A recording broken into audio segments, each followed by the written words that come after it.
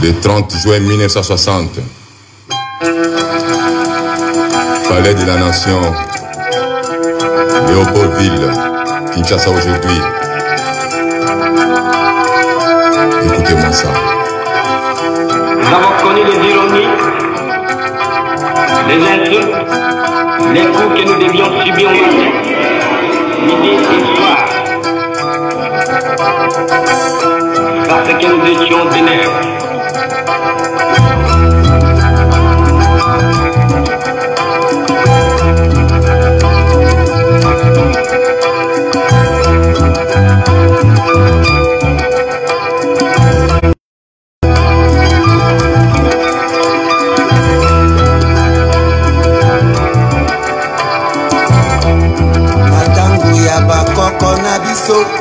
Toteka makiloko la mungwa na tango ya bakoko na biso toteka makiloko la basenzi lipandango tozwaki nde ya pasi lipandango tozwaki nde ya kolelelela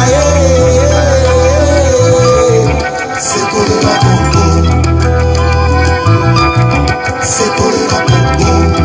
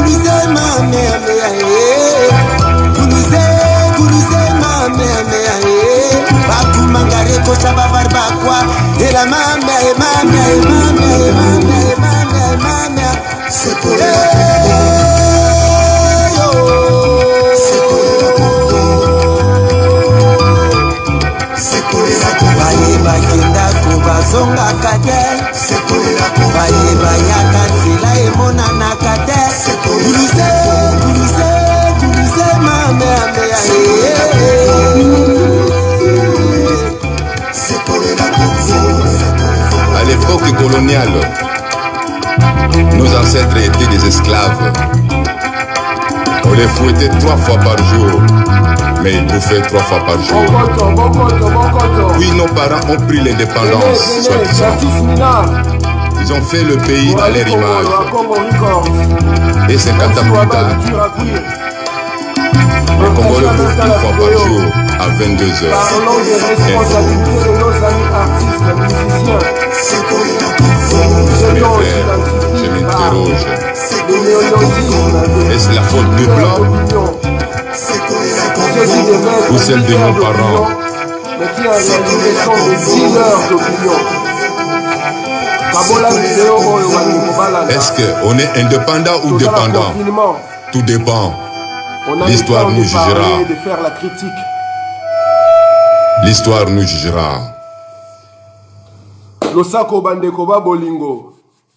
Yenge kieno bampangi ya luzolo, jambo jambo banduku wapenzi. Moyo wetu bana Kongo esika nyonso bozali, botika ete mawe ja viji mukunglu, a Kongo mongali, nyamu zinda onya shongo. Njambi mpungo kwa tulendo nzambe mokonzi. Azala na bino esika bozali pe mabota na bino mobimba. abattre la bino vis-à-vis ya épidémie to pandémie o ezali kotambola na mopepe. Il paraît. Bozala la kolongono pe situation o ya crise to le kango ensemble pe to bima yango.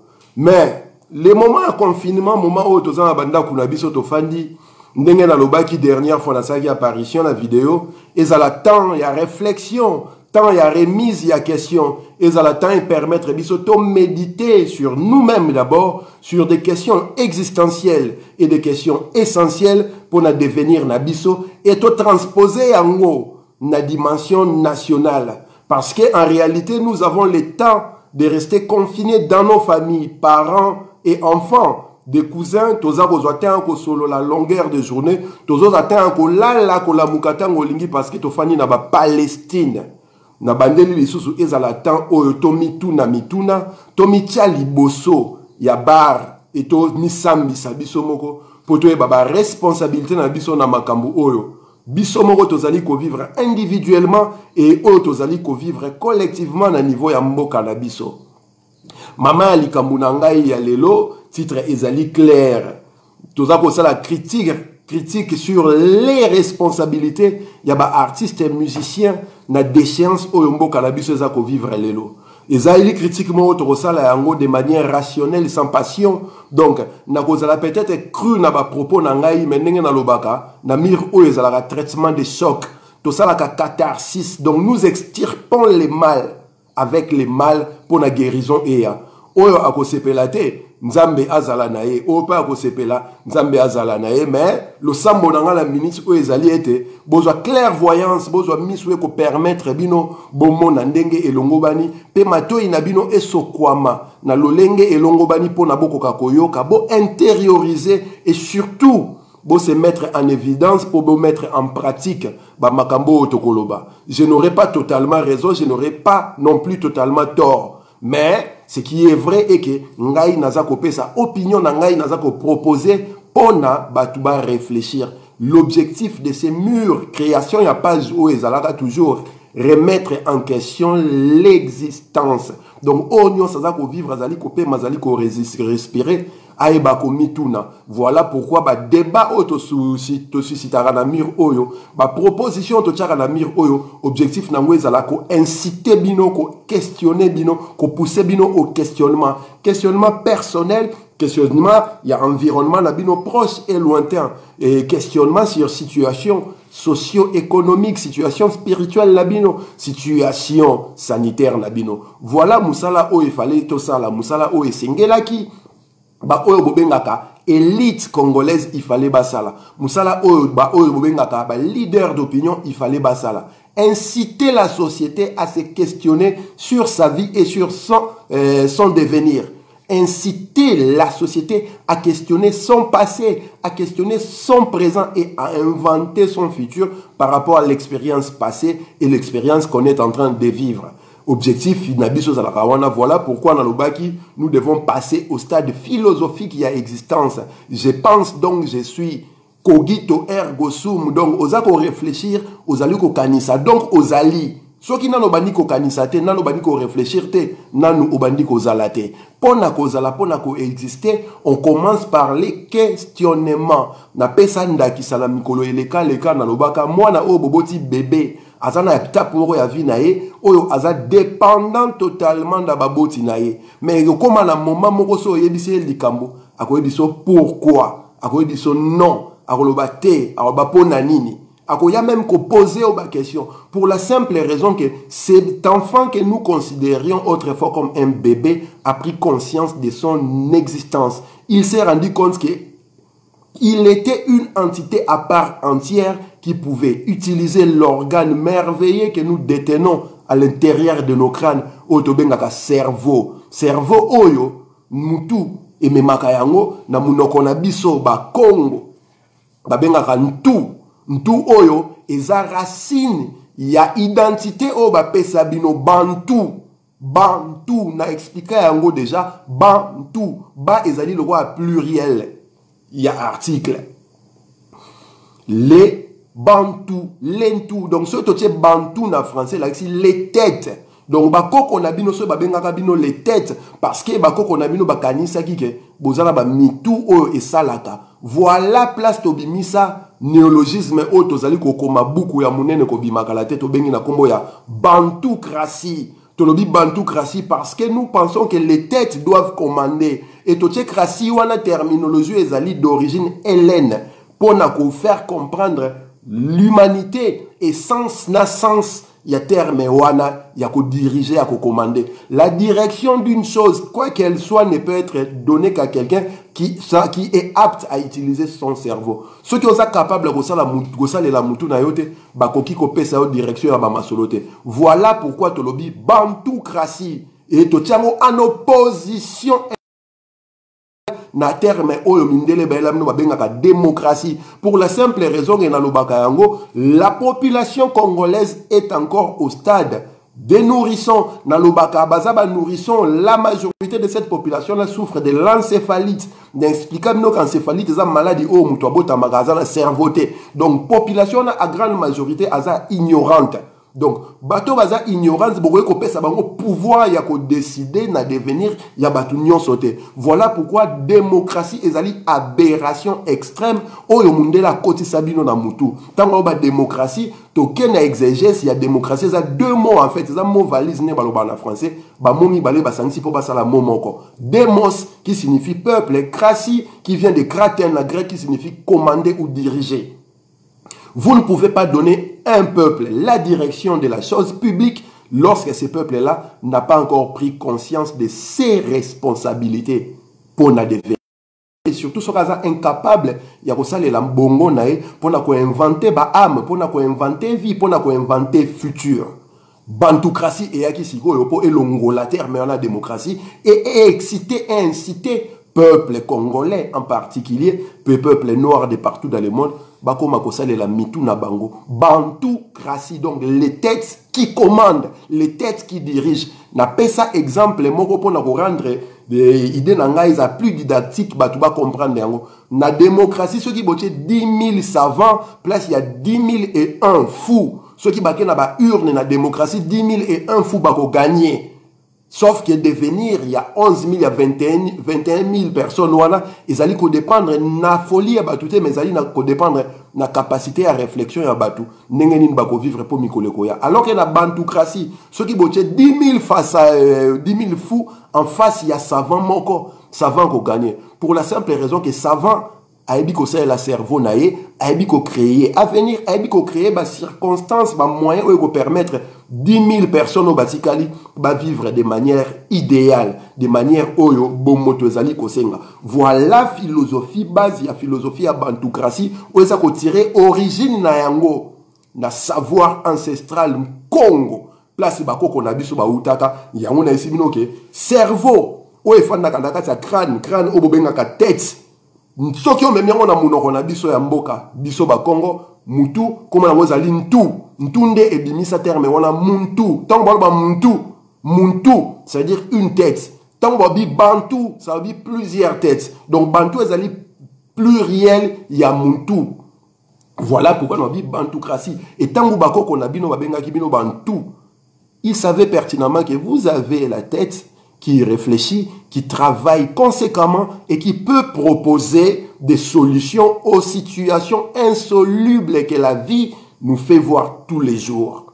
Bantoukratie et l'équipe démocratie Moussika. La bantoukratie est plus puissante que la démocratie. La bantoukratie est la clé de la solution des problèmes que nous avons dans ces pays-là. Et je répète encore, problème yamboka wana, ezanango musika, te problème yamboka wana, ezali na mutu, likamona bongo, likamona moto, likamona Congo. Problème ya Congo, c'est la tête. Et tant qu'on a koloba bino nga na approche morobo, tant on a développé la mathématique nanga, je rentre toujours dans la linguistique parce que idée à mutu pour comprendre nango, il faut pas penser yango maloba moko boy. Maloba wana ezako utiliser langue moko boy, ezako utiliser idiome moko boy pour comprendre. Et pour kota na profondeur, il y a compréhension, il y a message oyo. Cerveau et kanisaki to esprit kanisaki, il faut qu'on maîtrise la langue et la maîtrise de la langue passe par la maîtrise de la linguistique. Voilà pourquoi bakoko na bino ba obenga cerveau bongo bino bozalo ba bongo te bongo selon les léopards les félins bongo. Tant que batuni vivant, na l'monordamné, c'est que bon moi. Bino moko bo sala exégèse na bibo kabola pour bo comprendre. Moi signifie le soleil. Na Kikongo, moi ezayuta na moyo. Moyo ça signifie l'âme. Bo moyo, avoir de l'âme. Moi, bon moi. Donc zala loko la moi selon le soleil. Donc linguistique on a ce bo comprendre yango. Ce qui bo koti na kati ya maloba, vous allez rentrer dans la puissance spirituelle du verbe. Et vous n'êtes pas sans le savoir que le monde a été créé par la parole. Abramiste baloba kana Bible na bango, Dieu dit que la terre soit. Dieu dit que la terre soit et la terre fut. Donc c'est par la parole qu'on crée le monde. Et lorsque nous ne maîtrisons pas la parole, la langue, lorsque nous ignorons les termes que nous utilisons, les subtilités derrière les mots que nous employons, nous nous enfermons dans une forme de moule spirituel voulu par la personne ou à côté sakibino malobana munoko. Yangwa bomona ka maître à penser nangai France Fanon, alobana livre na les damnés de la terre. Le discours politique doit être un discours que les plus faibles de la population puissent comprendre. C'est-à-dire un beau rhétoricien dans makambotali politique, ce qui a ça kolobana peuple. Même moi, il faut comprendre. Pour dire simplement que il faut qu'on transmette maloba, comprendre, capable de intérioriser. Et pendant qu'on transmettre maloba, il faut qu'on ait la linguistique, qu'on ait la étymologie, qu'on ait profondeur, il y a sens, il y a des mots qu'on utilise pour qu'on ait la phrase nayo, la expression, il y a makanisi nayo, il y a boule nayo. Voilà pourquoi écriture et yaka pour qu'on capter makambwana et bungate. Nous écrivons, nous utilisons des signes. A, B, C, D, alphabet, vous savez, les signes, tozali ko salela. Et ça vous permettre, biso, tokanga boulwana pour na tobosa na yangote. Mindele balobaki, les paroles s'envolent, les écrits restent. Donc quand nous écrivons, discours on a ça, si ko so bobenga 3 heures après, bosinga la bandela on a bosa. Mais ceux qui n'a koma ki yangoata bo réveiller 3000 ans après, non bandela yango correctement parce que le discours est écrit. Et cette écriture-là est basée dans la linguistique. Linguistique des autres dirigés maramboana nyoso. Biso tozali ba bantu. Racine ya idiome na biso ya langage na biso ezana ba origine Congo. Donc ceux qui bongi bo comprendre mamboza koloba. Boko tana linguistique bantu et boko bimisa force, puissance, pouvoir ou eza capable ya ko beti sakake na maloba na yo parce que au côté na profondeur ya parole ou eza ko sa na connexion directe na histoire na yo na bakoko na yo na source onga la benga kanzambe nyamuzinda onya songo l'origine onga na lobaka eza raison même ya destruction ya nation la biso lelo oyo mindele ba reptilien bazali ko bundisa tongo midi pourquoi parce que ils savent pertinemment que Aden ya nzambe oyaki ko féconder la créature sur terre eze pas na biso ba bantu yango moni bakoko na biso dès le départ ba comprendra déjà que cerveau il faut esala. Trêve ya philosophie wana ya bantocratie en tout cas ba thématique wana naza ko approfondir yango na livre ouvrage naza ko koma comme nango bantocratie ou ekobima incessamment donc toza ko sa ba rectification toza ko bakisa bilo ezangaki toza ko rendre yango percutant de manière à ce que tango ekokoya na maboko ya muto akotanga yango lumbe ya cerveau eza ko sa malakati secousse cérébrale eza wana et permettre muto azalaki na encéphalite ou azalaki na état ya nourrisson akoma existant abanda ko vivre ya solo akoma na bo moi yango bomona nga na mibenga ka solarien naza solarien c'est-à-dire bo moi ndenge ya moi selon le soleil je ne suis pas vivant je suis un solarien naza na bo moi solarien en français donc bo moi o mindele ba samno comment vous êtes vivant au boloba en français ça vivant cause na bo moi c'est être en vie ce n'est pas ça. Kozala na bomo ezaki zala lokola moi tu dois briller destin na yo bantu ezali ozala lokola soleil yango moni ba koko na biso na origine esika ba utaka science peut ba ko permettre mo baza la connexion na nzambe ba comprendre tout ce que il faut kobelela ka moi hernios yango mona ba kilt mingi ba koko na biso akala invocation na ezaki diriger vers le soleil au période mo avec komara ou esaki akenaton a salake monothéisme ebima monothéisme oyo ba reptilien ba iba yango ba commission ba religion révélée ou bobenga religion révélée ngana benga ngo religion importée parce que ce sont des religions qui sont venues par voie de bateau na mboka na biso Congo na sima ya Diego Kao na ba chasseurs de conscience et mangeurs de cerveau balai na kati. To betanda ni masolo ya musique bandeko ba bolingo batu ba mona biso ba combattant to telemela ba musicien ba traitera biso ba jaloux ba haineux ba utilisaka ba terme nyonso ba lingi pona ko discréditer biso. Mais bon, biso ezali mokakoso ya bakoko na biso ezali serment au salaka défendre le Congo qu'il pleuve ou qu'il neige, bec ongle accord et à cri to défendre mboka ana bolinga biso te.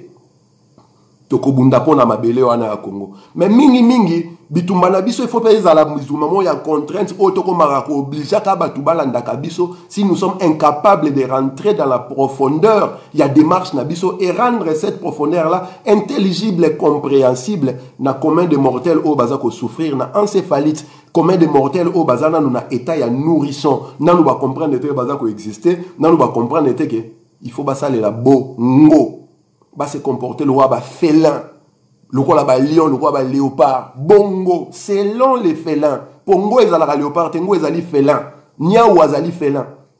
Tala comportement niaou azalaka nango, tala comportement lion azalaka nango, tala comportement tigre azalaka nango, tala comportement léopard, guépard azalaka nango. Bongo, nous sommes comme des félins. Et biso le roi na mabele na biso Congo, ngo o azalaki ebele à l'époque, ezalaka léopard, panthère, yango monaka. Tozwa totem wana totie liboso. Zala un comportement ya léopard so azaye moko vivaka nini.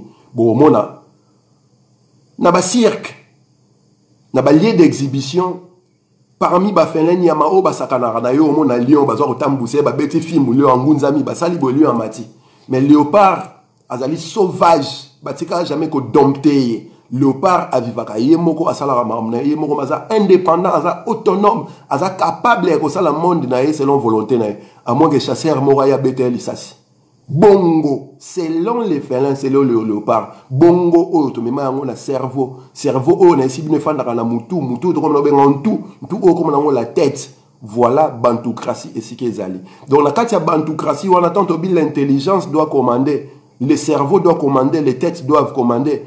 Tout ça, on a idée que tout ça est capable, il y a la transmission, il y a un message prophétique, tout ça peut-être par instinct médiumnique ou par rapport à la génération prophétique, nous avons été choisis pour faire ce travail-là. Mais tant que tout ça, c'est vrai que tu auras tant pensé à ça, cours magistral, il y a la pédagogie nécessaire dans la population, dans le peuple, dans la masse populaire, pour comprendre.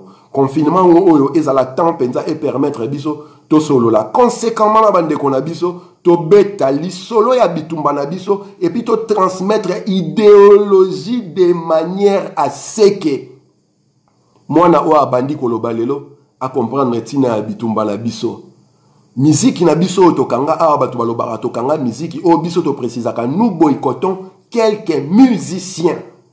Tokanga musique na potote, topekisa musique na potote. Mais quelques musiciens oyo biso tozako penser que bazako nuire na devenir ya société na biso. O bazali ko rendre biso tâche difficile pour na ko conscientiser pour na ko permettre peuple wana alamuka atelema azwa ba responsabilité na e bango wana to boyikotaka bango. Balobaka musique ebeta mara la potote mais bino nyonso boyebike staff benda bilili basalaka ba tourner na bango staff mbongo wana basalaka ba tourner Jupiter okwe satambolaka na poto abetaka partout ba raile ma baloko kanza ba betaka ba Jean Goubal kutu ba betaka soye na poto.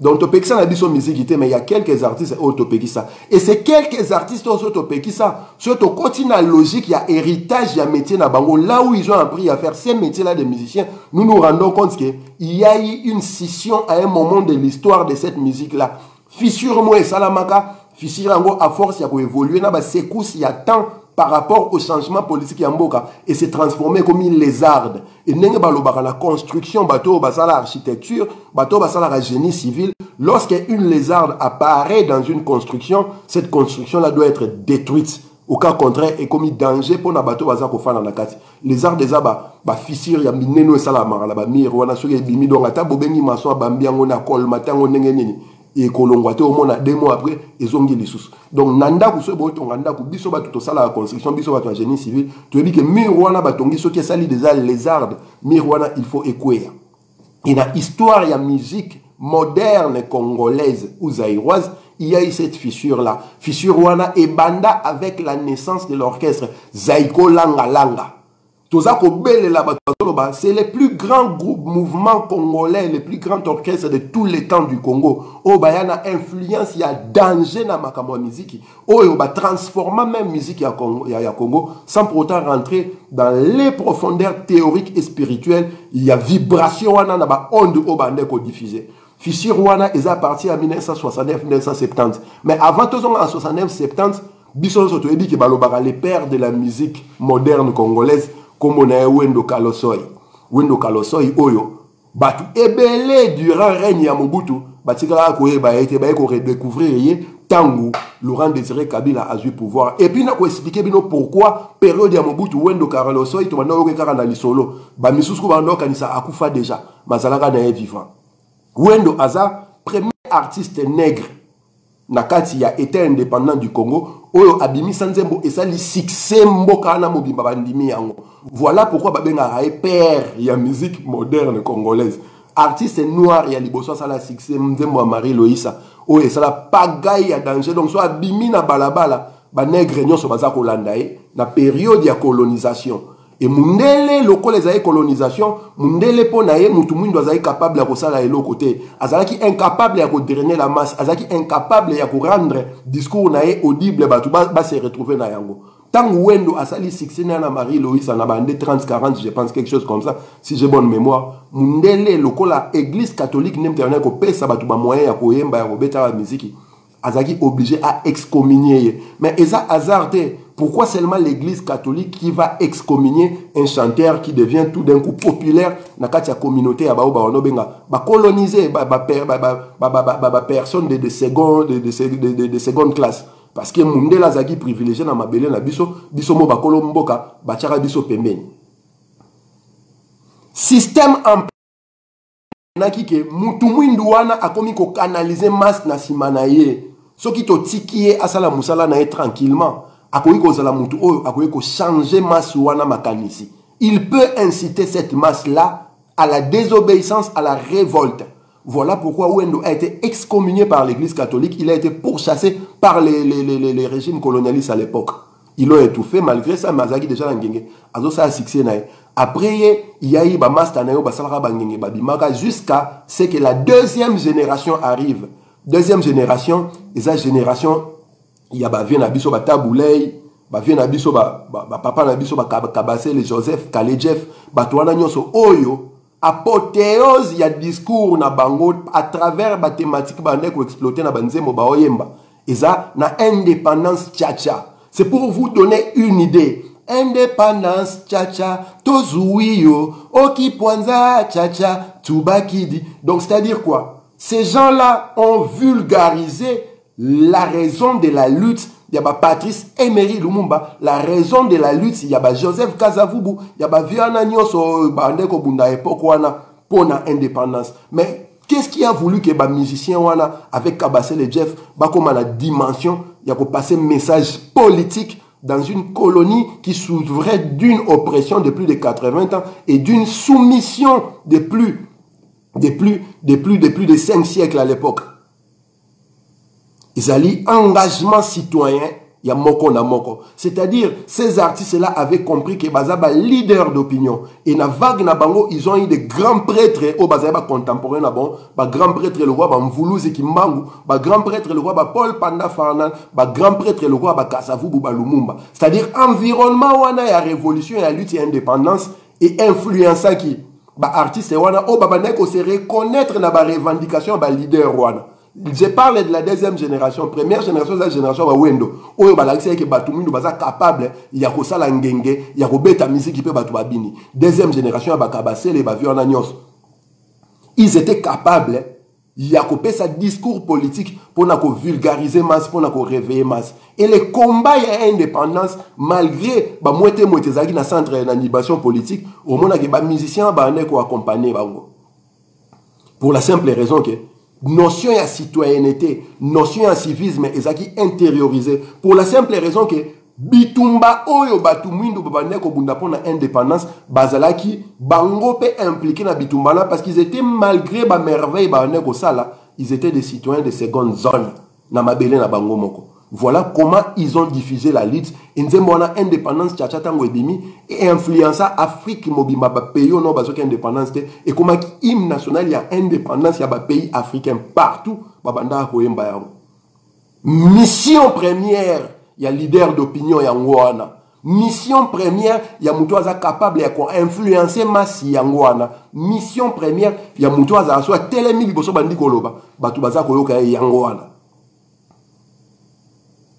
Baviana bakale Jeff, baviana ba grand prêtre Luambo Makiadi, ba Taboulay, ils avaient les discours, les verbes, ils savaient écrire la chanson, ils savaient utiliser des mots, des phrases qui remuaient le cerveau, l'âme et l'esprit des individus.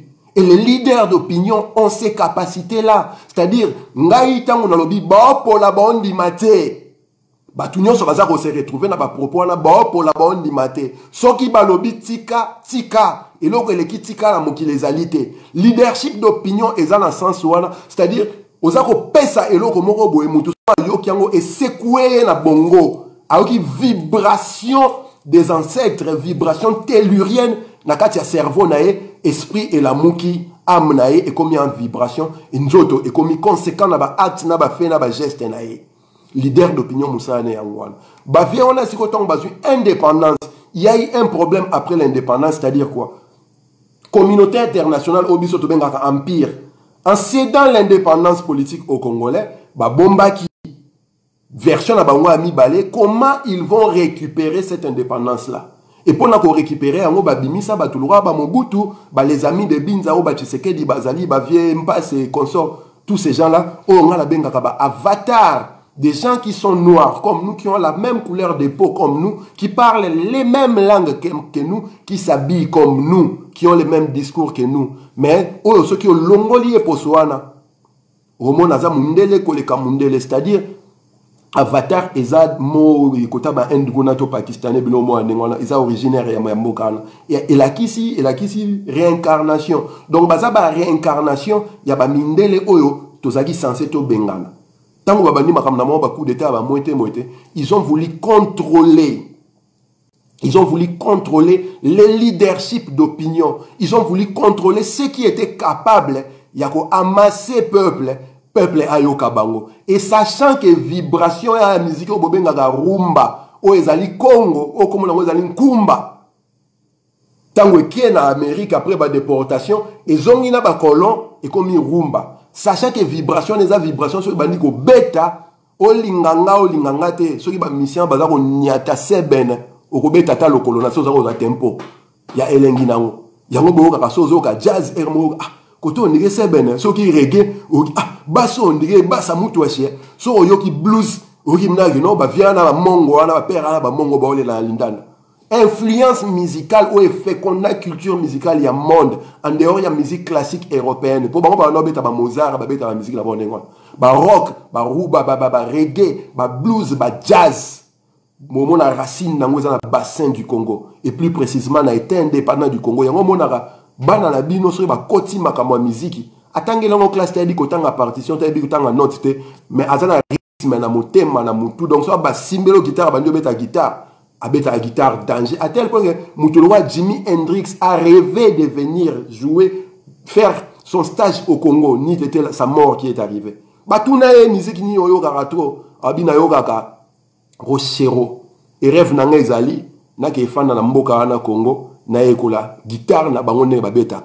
Mais Moutaleki Jimi Hendrix, ba guitariste, ba zoyo kanga, na robeta linda na la vitesse wana Charlot, na manche à guitare. Baza peut-être mi balé mais ça tout est il est déjà comprenant que loko wana mutulora Michael Jackson akutana un frère à moi na hôtel na Washington na ascenseur atelier bo tunoza mutamboka nyese na congolais abia congolais na oka rochero mais watu we bien ngote woneza ba anecdote oyo ba oba occasion ya kosomba bantukrasi les livres. Bon, on a pas de docteur, on a pas référence. Donc, tant que si on a et salami et que Mundele fallait récupérer, sachant que le leader d'opinion, les musiciens, il fallait qu'on corrompre Bango, bakota la cause pour na babundi samakanisi. Il y a peuple où on a s'identifier dans Bango. Tant que Mobutu a sali coup d'état naïe, il a créé son mini clan à artiste ou à comment privilégié. Et parmi les artistes, tango boyi bango ba luambo, ba taboulé nyos bazaki embrigadé, ba toi deuxième génération ou ba qui après ba Wendo. Wendo azalaki vivant. Il a été interpellé par les pouvoirs de Mobutu. Aya koyembe la Mobutu asale le dialelo. Wendo aboya. Wendo a ebisa nazal lumumbiste na otika jamais koyembe la rayo Mobutu. Ce qui a fait que depuis Mobutu a pouvoir ti akufa to banda koyoka su Wendo te. Alors que Luambo va mettre bango en avant, taboulé va mettre bango en avant, zaiko langa langa va mettre bango en avant, mais Wendo aboya. Et développement de la musique iwana, jeune génération, jeune génération et bandeko ya parce que tant que toza kola, toza âge bana sika bazako ya bazako landa biso, bazoko ta classe na marambo toza koloba la mamto sala et récupère ça na vibration en sika. Omoni pourquoi livre ezalaka? Livre Ezali pour permettre Moutou. Oyo, il fallait à la même démarche intellectuelle que yo. Abanda, na ba compétence Oyo Zali na yango. Maele onga na Zali na onga na professeur. Nazwa maele wana pas ba professeur nanga misusu. Bana onga na zako tangisa. Bazako banda, démarche effort ya maele ya cerveau na bango. À partir ya diapason onga na zako tchela bango ya cerveau na ngai. Connaissance nangai nem za permettre bana nanga ke liboso ngo balobaka un excellent professeur c'est celui qui a pu faire sortir des élèves plus intelligents que lui biango bomo na bino ba musicien na bino ba grand prêtre na bino balinga kotika place te soka zuika ka place afandi wana ngai ndi na danger. Il ne peut pas donner les relais pas mutu musula ke de liboso ko leka yo ko leka ete donc na zongeli Wendo Kalosoi Azwaka devant na scène congolaise na période de Mobutu parce que Azalaka lumumbiste parce que aboyaka koembe la Mobutu c'est les cultes sa personnalité. Voilà pourquoi Azwaka censure il a été pratiquement banni na milieu culturel na milieu artistique congolais jusqu'à ce que Mobutu akoyi Laurent Désiré Kabila a eu pouvoir et comme Bazalaka ba lumumbiste aebaki capacité à mobilisation Wendo Kalosoi en tant que lumumbiste. Voilà pourquoi bazongi sara Wendo au devant de la scène. Et zaki exigence na imo Laurent Désiré Kabila na sengaki baluka Wendo. Deuxième génération wana naza koloba. Génération bakale wana bango baye kopé sa relève na troisième génération ya musique congolaise. Troisième génération musique congolaise oyo spécialité na bango ezali seben. Ndule ya danger. Donc musique nyo se betaka la mokili musique eleki seben nelengi ezate. Une musique qui parle toutes les langues, c'est une sonorité qui est polyglotte. So ok na ngona chino bando beta seben chinois ko ningana. So ok na ngona na pôle nord et pas benga o nani ba habitant na bosan comme na obandi ko beta seben ba ningana. So en Amérique ko beti seben ba ningana. Partout dans le monde seben et les kaka. Mais malheureusement ba vient na biso ba créer ka seben wana ba zwaka temps ya ko terroriser te capacité spirituelle et intellectuelle à ma message wana. Ils sont restés na dextérité na biso robeta guitare danger. En passant, je salue mon vieux Pépé Félix Manouakou. Ouazali parmi bateau bacha ango pena na liboso seben ezwa valeur namo. Et troisième génération na nzako lo bambino eza génération ya zaiko langa langa. Génération ya ba papa wemba. Génération ya ba nyo kalongo. Génération ya ba evoloko. Et nabana la bango ba bota auto chamonga na kati ya génération na langa langa ba emene ya ba Koffi Olomide tous ces leaders oyo durant les 60 bon disons 50 dernières années o ba s'exprimant so côté na catalogue musical na bango coin ce qui ont moni neti Koffi Olomide a composé 500 zembo ngano yo sabino bola kisanga 10 chansons ya conscience Koffi asala ezalité. Ce qui est mené à Yaza exceptionnel parce qu'il y a déjà bana obeta banzembo conscience na ba subtilité morobo mais chance n'est ça qui est que aza muyanzi mutabandundu et akendaka classe na ba conditions et permettra qui a questionnaka Yaza exceptionnel et mené mais sozu mutulora papa emba ko banda bandi musique ti akufi boyo kanzembo conscience et pas papa emba te ceux qui boki papa emba nzembo conscience eza ya yete ba komelie ya bando embela biso e bale mbonge to banzembo lwa je suis mannequin ti babuka kiligale ya kaluji osoma la destruction ya inconscient collectif et manipulation la dilution de l'opinion de la conscience collective pour la simple raison que message oyo muto biso tozako s'identifier na ye azako pesa biso olaib sa biso ke Mobutu azako boma batu Mboka na moite. Yazo mbeazo babuka liga la kalouti. Ils nous ont apporté la société des ambianceurs et des personnes élégantes. Génération langa. Ba memela biso danse pena ya luketu makinu bina. À ne pas en finir. Danser. Mais yoka zaiko langa tobi le plus grand groupe musical congolais de tous les temps. Ba ote ko fêté 50e anniversaire na bango récemment. Boyoka catalogue musical ya zaiko langa coin. Sortez-moi 5 chansons de conscience. 5 chansons où ils ont la pédagogie de la population, où ils ont la mutu azala na éveil égalité.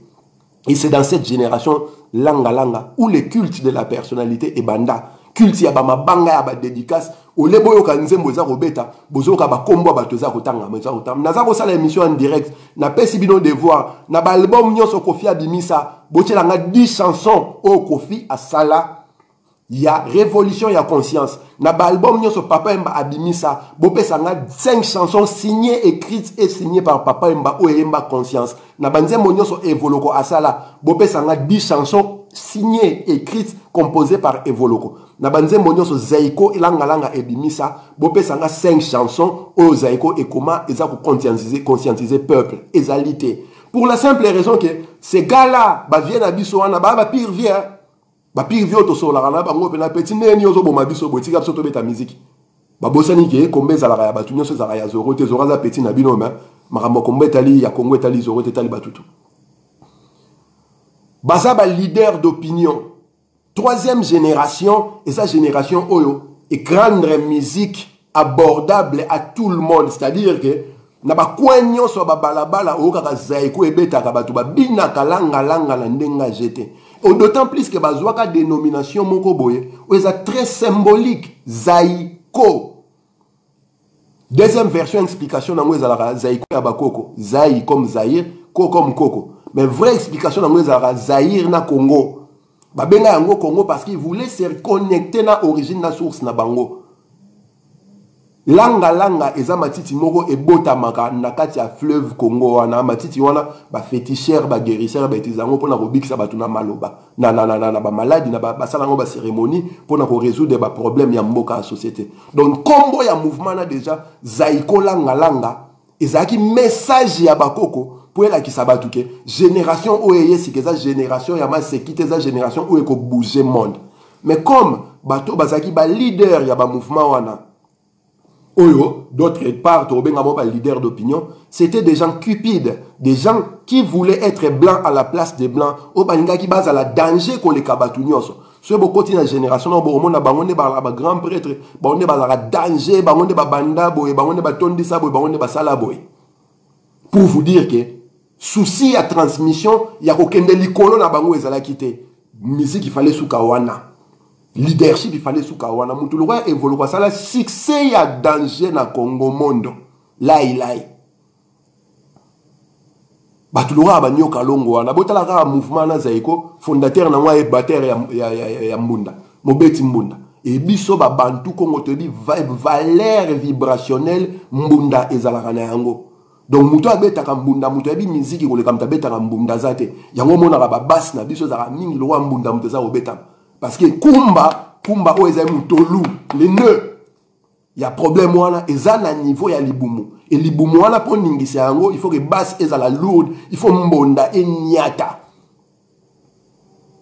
Et Zaiko wana, ils se sont mis à chanter pour Mobutu.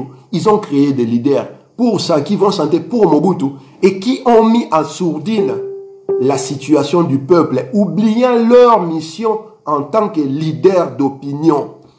Batu mingi balobaka bozo pekisa ba mission ba beta pona nini musique eza musala na bango. Oui, musique eza musala na bango toza d'accord. Mais biso tant to pekisa bango pour ba musicien te. To pekisa bango pour baza ba leader d'opinion, pour baza ba éducateur de masse. Et pose à éducateur de masse, pose à la leader d'opinion, eza mokako so ba koko ba pesaka, eza ngenge nzambe mo kwa pesaka. Nzambe tango apesio yango te po yo monela ka bato domina ka bato. Apesio yango poko ma monoko o ekoloba ba pasi ya bato o baza incapable ya ko utiliser langue monoko maloba oyo batu bakoyoka. Voilà l'essence ya leader d'opinion. Et mission ya leader d'opinion ça questionner la société, inciter la masse, la population à questionner la société, sa vie, son essence, son existence, son devenir. Ba mission na biso oleba inciter population, au lieu d'inciter société, na questionnement, ils se sont enfermés dans culte ya personnalité, na mamoba grand prêtre, na mamoba banga, makambu ya bilamba ya kolata sap, choko epai, bazui produit donc, ba dermatologue, ba kosa, ba koma ba scientifique ya danger na dermatologie, a kosa lo ba mélange ya ba hydroquinone, azu dermovat, azu diprozone, azu prozone gel, a toki sur na mai pendant 3 heures, sera pas collé produit boy. Na tongo tango mona na 18 heures ko mundele. Bota la génération na bango boromona. Produit epai, bakalinga suki epai. Balata bilamba ya mindele epai, oubliant que la main d'œuvre locale o etongaka bilamba ba couturier na biso ya danger bazali, bazoko tamai parce que toute la jeunesse o ekukako soutenir œuvre locale wana akomi kolota alata Lioji Yamamoto, alata Gianni Versace, alata Dolce Gabbana. Alata bilamba oyo ba impérialiste batongaka bilamba oyo bango po bazwa yango il faut ba papa na biso ba ya na biso poto bakende ko buka ba ligali ya ba mindele wana e bango tango bolata bilamba na ba yeli boso batu bakomi ko sala batu wana publicité. Je suis habillé en Gianmarco Venturi, mais tango lo je suis habillé en Gianmarco Venturi a biété publicité gratuite là où ils pouvaient gagner de l'argent. Bazako salon gratuitement. Et là où ils pouvaient faire développer la main d'œuvre locale, il y a beaucoup de na biso, bazoko tamai parce que ngato na okola ngana la japonais, na lata Yoji Yamamoto Matsuda. Jibem pia na so la dit Tommy Figuer lelo na poto na TV, lobi bomo na ngana même la mana na la tiango. Talaraga aliénation dimension komeli. Ba betamno masola ba sapologie merci yangandeko. Bilamba na bilamba mabe, il faut qu'on lata. Maintenant, ici, nous avons grand couturier na kata Congo, ce qu'on a dit lamba couturier à quartier de Tongaki, na fait pendant ce temps-là, Mobutu est en train de détruire la nation. Moutoumon a questionné Mobutu sur le devenir de la nation. Moutoumon côté leader d'opinion, mon côté Azwaka parole, a incité peuple Azwa Liboso à l'Oba. 3e génération, il y a musique congolaise. Fissure, on a les ardes, où est Salamana, milliers musicales congolais, où est ça que Biso Lelo, Bana Bilaka, tous à côté les musiciens Missous. Et la 3e génération, bah, Ekobota, ma 4e génération, la Bango. Wenge musique à bon chic, bon genre, tout terrain, 4x4. Départ, il y a 4e génération. La première génération, il y a Wendo Kalosoy. 2e génération, Joseph Kabassé. La 3e génération, Zaiko Langalanga. 4e génération, Wenge musique à bon chic, bon genre, tout terrain 4x4. Yoka Sigo musique, Wenge Banda Robeta, Tilelo Babetaka. Bobim Sanga, 5 chansons, il y a conscience.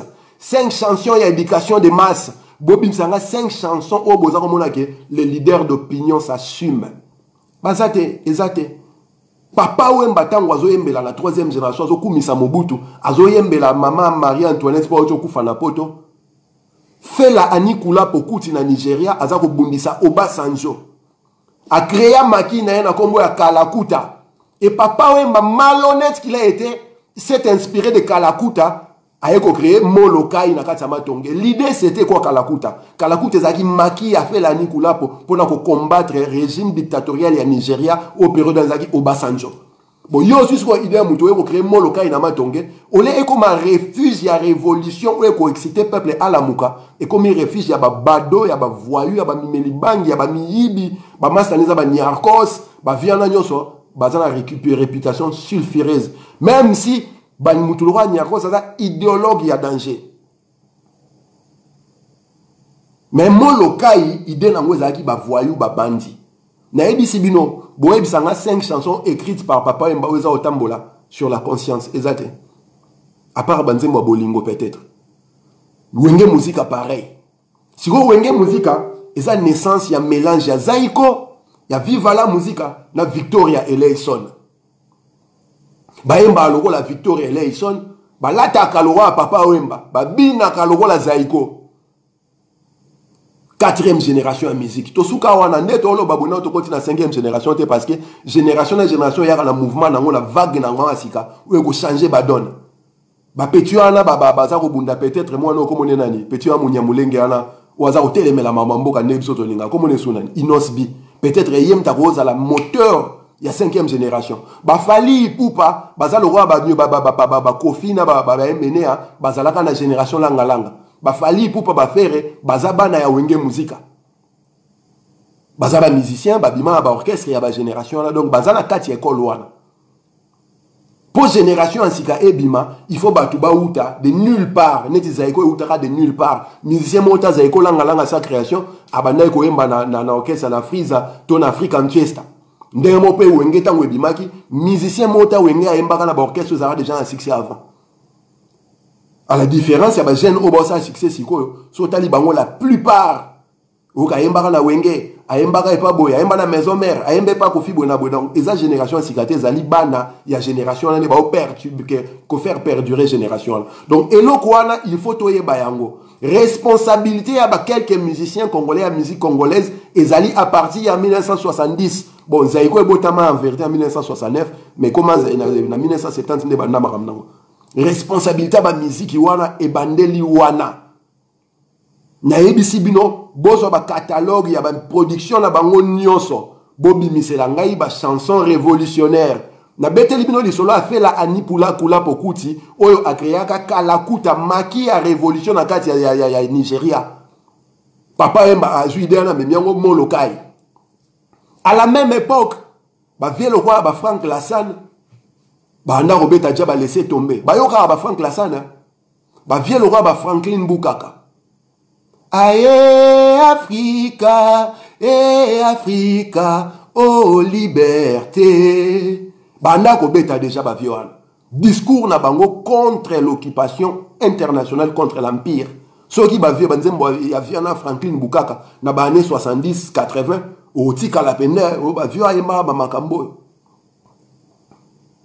Abeto anzembo les immortels. Ouais, ça citation cointi coin. Il y a un grand prêtre et la révolution noire africaine. Ozoka ba Medi Ben Barka, ozoka ba Milkal Cabral, ozoka ba Scamille Cienfuegos, akendatina ba Cuba, partout la lutte, il y a peuple les alaki, azu ba immortel wana tche bango, pona ba kota la conscience collective, il y a population, peuple azwa relève ya bitumba. Nous de l'autre côté, banda ko embe la biso. Eloko ninye salanga iboyo malade lisuma ya zazu mama Vrenze mbobo emba danger maloba kitoko. Mais le peuple avait besoin de pleurer l'amour ou le peuple avait besoin de pleurer pour sa situation sociale, sa situation sécuritaire, sa situation sanitaire, sa situation économique, l'avenir de ses enfants. Ils vous ont enfermé dans les moules. Il y a la danse au niveau de Nkumba. Tous les nœuds, rumba. Moana rumba ou dans Nkumba. Nkumba lazi mutolu. Mutolu c'est les nœuds, les nombrils. Centre à masolo. Cerveau place là il na mutu ba kitisi yango na se. Et kiti na niveau mutolu na niveau loketu. Et ba kitisi yango lisusu na niveau ya ba organe génitaux na biso. Ba danse na bango tout ba benaka. Allusion kaka na bêtise, na dépravation, na débauche. Mama pesa si ma papa beta tonga.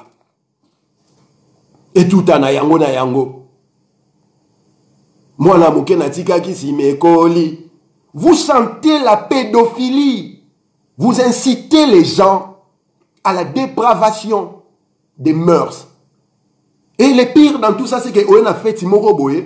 Au kuti ba maman mibimba, ba papa mibimba. Nze mwana si mekoli tango ebandi. Azako tina mwa ane à 3 ans sur à 8 ans. Bina, comment on est là? Myriam, bina yaro bina si mekoli. Moi la moke na tika ki si mekoli ngoya o si mekoli, c'est-à-dire moi no biso to tika idimi wana mataku pende il faut to s'en occuper. Et nous avons reproduit cela inconsciemment. Voilà comment l'inconscient collectif a été enfermé dans la dépravation, dans la débauche, dans la distraction indéfinie. Où est-ce que ça qui est dans coco solelo pour na ko telemisa peuple comme un problème. Bateau, il fallait pas côté sa peuple les messages joana ya conscience. Et ça va leader d'opinion. Et na ba leader d'opinion là, ce sont les quelques musiciens célèbres. Batulora ba Werason ba Jibe ba Kofi Olomide ba Papa Wemba. Batulora ba Nyoka Longo ba Fali Ipupa ba Ferregola. Ce sont des leaders d'opinion. Et tant que biso to pe ki sa musique na bango na poto, nous n'attaquons pas, nous ne nous attaquons pas à leur métier qui est faire la musique. Nous nous attaquons à leur mission qui est le leadership d'opinion. Et leadership d'opinion wana sikoyo soki balingi kosala yango te, nous serons là debout, nous allons leur rappeler devoir sacré na bango. Ils sont en train d'envoûter les peuples. Ya koyembisa ba tu ba bêtise, boza ko sa ba prière na banze moka okoko korobo pesa biso nguya to ko ka ko barrer ba minze menze mena ba tous ces esprits. Vous savez qui est ka okoko korobo? Apesa bino nguya boko ka ko barrer ba minze menze mena ba tous ces esprits. Bakendara ba kindoki na ba ba cérémonie na ba sala ba mystique, ba zu ba inspiration diabolique, ba tiango na musique. Boyoka vibration et onde musicale na bango na niveau ni babete la yango. Vous allez comprendre que musique yana na dimension babete la yango so yena pas mundele bato ba travailler sur acoustique ba semno que musique yo so 24 heures sur 24 et continue na viol et continue na suicide na assassinat na maramo mabe.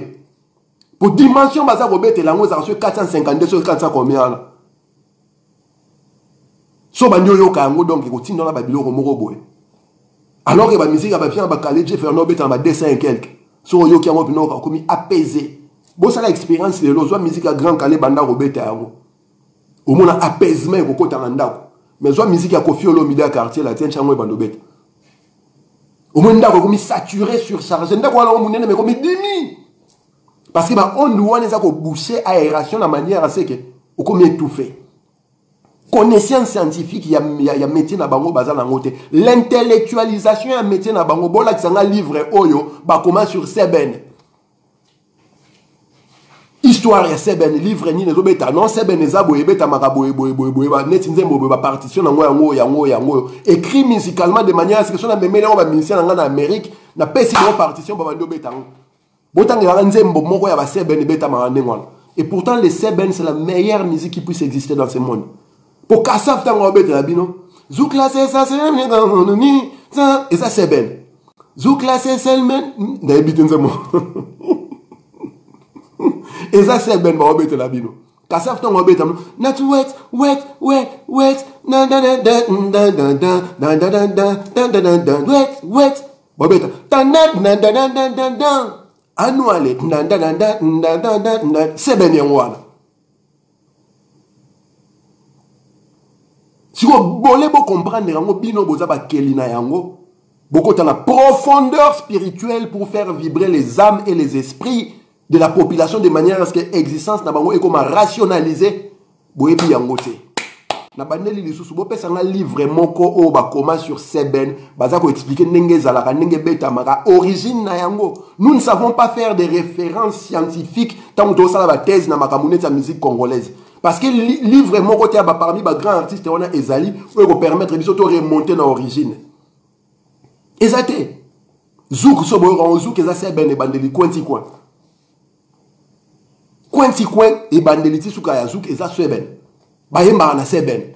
Si vous posez la vitesse mon na Seben wana. Si vous diminuer vitesse wana. Et comme slow. Seben wana raka. Yangozo mona biso sikoyo tangu tokoti si combat toyebi ke musique ezala pouvoir ya danger. Donc message na biso l'entretemps bato idéologie bazo ko expliquer bato nkunga ndombolo baza ko expliquer pe bato tanto loba chilombozo batala makambo salie batata ba mama e boyoka likambo likwelimbo biloko wana. Massa n'a pas diapason sur guitare, bandobeta Seben et pendant donc les messages ils passent, les gens ils dansent.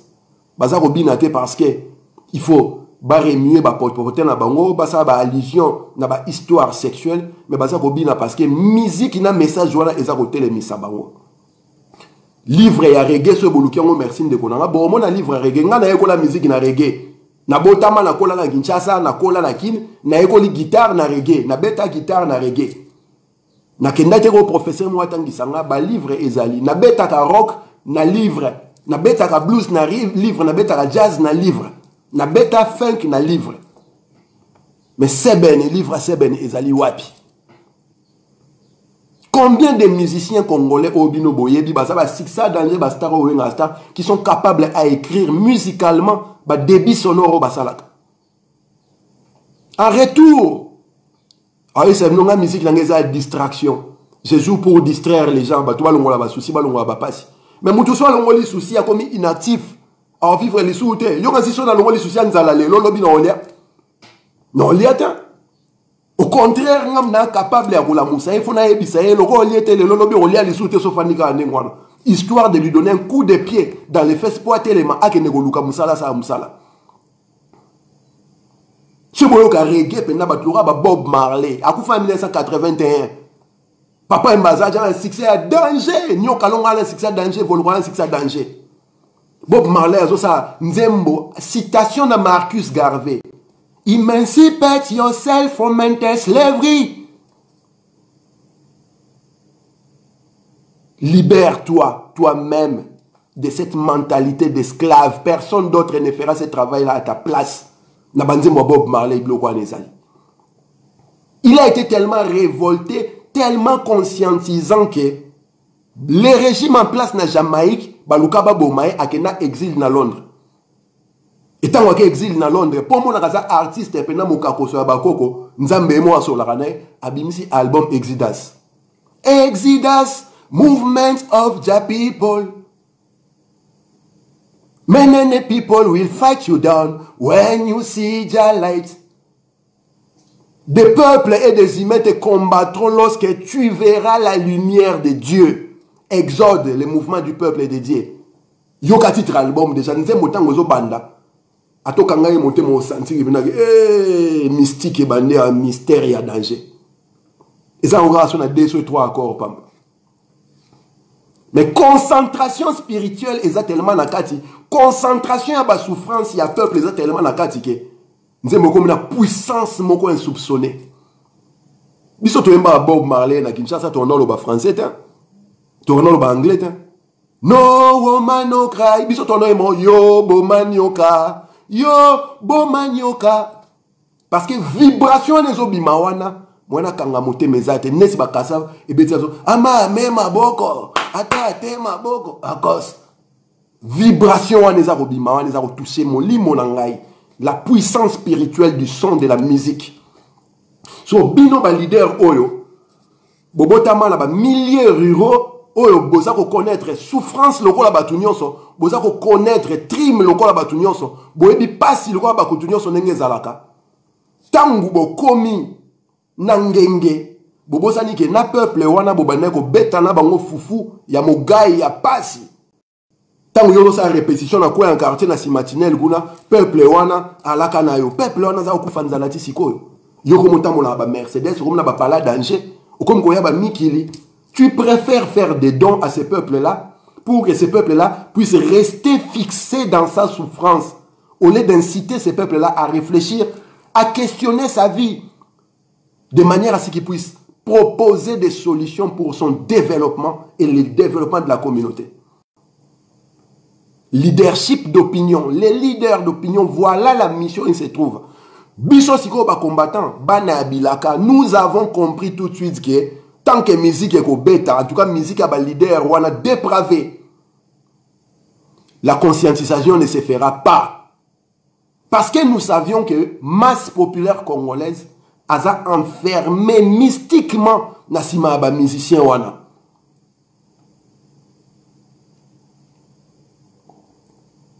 Asa enfermé mystiquement dans la musique wana. Donc tant que musique wana e bandako bêta, peuple congolais cerveau ko salate, mutu e ko ningalate, esprit e ko lamukate, âme e ko telemate. Donc nzoto e ko koma inutile, le corps passera dans l'état de nourrisson et l'encéphalite de naissance dont il est victime va s'exprimer à haute voix.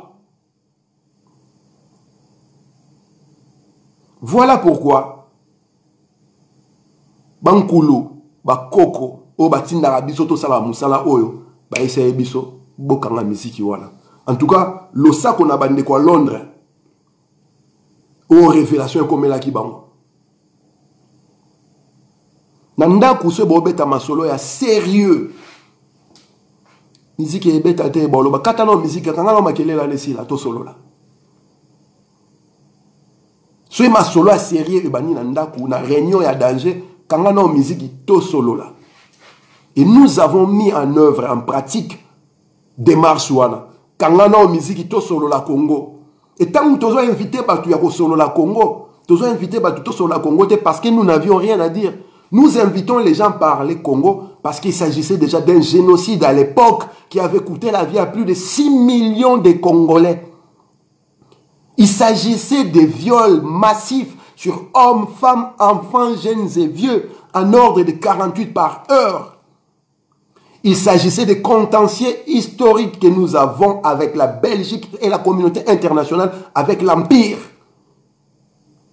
Il s'agissait de l'occupation du Congo par les Rwandais, Ougandais, Burundais, Angolais, Tanzaniens. Il s'agissait d'un régime tortionnaire qui dépouille encore aujourd'hui le peuple, sans état d'âme. Et ma solo andengo na biso tanto to banda kobeta yango. Ma solo andengo tanto banda kobeta yango, toyo kaka ndombolo mwana natikaki monke sime kolingo ya sime toyo kaka papa pesa si mama beta tonga. Kangana o musique wana. Encore une fois lo sako na bandeko à Londres. Mission bakoko ba pesa ibno bosala ki bobandi yango. Voilà pourquoi avant to banda ko kanga ba musiciens wana obazaki célèbres qui sont encore aujourd'hui des leaders d'opinion capables de mobiliser la masse. Nous sommes allés les voir. Toke kota la bango. Mona mama oyebi ke na lemba place tokola na vena na minute oloba mai na kurenza asute mai comme bima chocolat ya marron ya brun. Oyebi ke na mboka wana viol les osala ma minute 48 personnes par heure. Bino boaba leader d'opinion boaba bato bato bayo kaka. Soki olobi bato bayo ka mungongo na ngazoro bilende na oloba no sa direct ata to boza 90 90. Bochaka rafali abanda ko sa direct abo mona ko 5000. Bozo couple wana Suisse wana ba fornikaka na butu nyonso omona ba koma 15000. Siko toke ko mona ba musicien to mona ba nyonso ba viana tu ba na ngenge na ba année 2000 2010. Misu ba esa so petinga na mona poto akala bosa rien. Misu ba esa so petinga na obanga nga makambu ba obomanga vie. Yo banda ko sala ngenge depuis 1969 na Congo. Na 2011 ozo banga liwa mokili mombeye bio. Vieyo banangenge na Congo depuis 1980. Na 2011 ozo banga liwa yo za master Theodore Ngema Obiang, oza master ya Omar Bongo, oza master ya Ali Bongo, oza master ya Fore Nyasimbe ya Dema, oza master ya Oya Cameroun, oza master Sassou Nguesso, oza master Mugabe, oza master Paul Kagame, oza master Eduardo Santos. Ozo banga ba obomo na Kabila na Congo. Kabila o banga ka bato nyoso na tangelo ba kombo wana. Abandon. Yagozo mona otange nom tuloa Bob Marley azoemba get up, stand up for your rights. Tellement pour na ba droit na yo. Et lorsque nous demandons à ces quelques artistes et musiciens que nous boycottons de changer la conscience et sa imposition, et sa devoir citoyen, et sa droit citoyen na mobasa la yango. Étant citoyen, le roi le roi bango, bakoye ko abandonné, d'autant plus que baza leader d'opinion batu bayo kaka. Zimbabwe eza ko bunda guerre pour na indépendance na bango. Bino ba Congolo boza musika te na Zimbabwe, aucun artiste a aimé la Zimbabwe pour avoir indépendance na bango.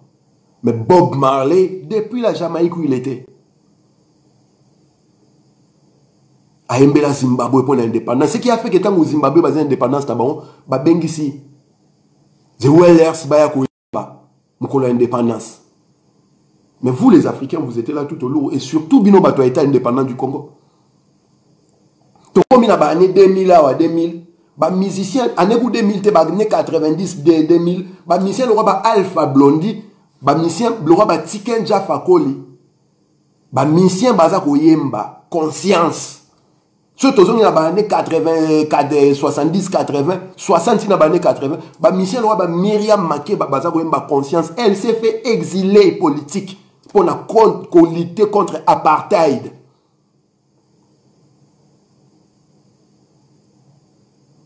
Binotamwa Boemba, wa wa wa e zaiko e wa wa wa e zaiko e wa wa. Pendant que les autres chantent la révolution, chantent la conscience. Si on biso en conscience, nous avons compris que les musiciens Congolais, grâce à leur leadership d'opinion, ils ont une influence extrême sur la population congolaise. Mais malheureusement, balingi kosa la mission na bango ndenge longo banité. Vous vouliez que nous venions danser avec vous, moi nanatika ki moke simekoli, une invitation à la pédophilie, pendant qu'on est en train de violer les gens au Congo, pendant qu'on est en train de tuer les gens au Congo. Vous voulez que nous sentions l'amour, pendant qu'il n'y a que l'expression de la haine dans notre pays, tous les jours on est en train de zigouiller les gens. Maître dans la France, Fanoa Bandaï Koloba, n'a répété Kango Ernyoso. La violence ne comprend qu'un langage plus violent qu'elle. En face, il y a violence, sur une marque pacifique, le violent aura le dessus sur toi. Il y a un empire pour vous rendre inactif. Ils vous ont amené la Bible et la religion, où on vous a appris sur c'était pour vous empêcher de vous révolter contre l'atrocité. Il fallait pour intérioriser na esprit nabino. Zaïro a comment, Congola a comment. Kabila Obama batu, tout pouvoir vient de Dieu. Balamaï, totele misabatu. Dieu pourvoira. Tola linzala, Dieu pourvoira. Dieu pourvoira.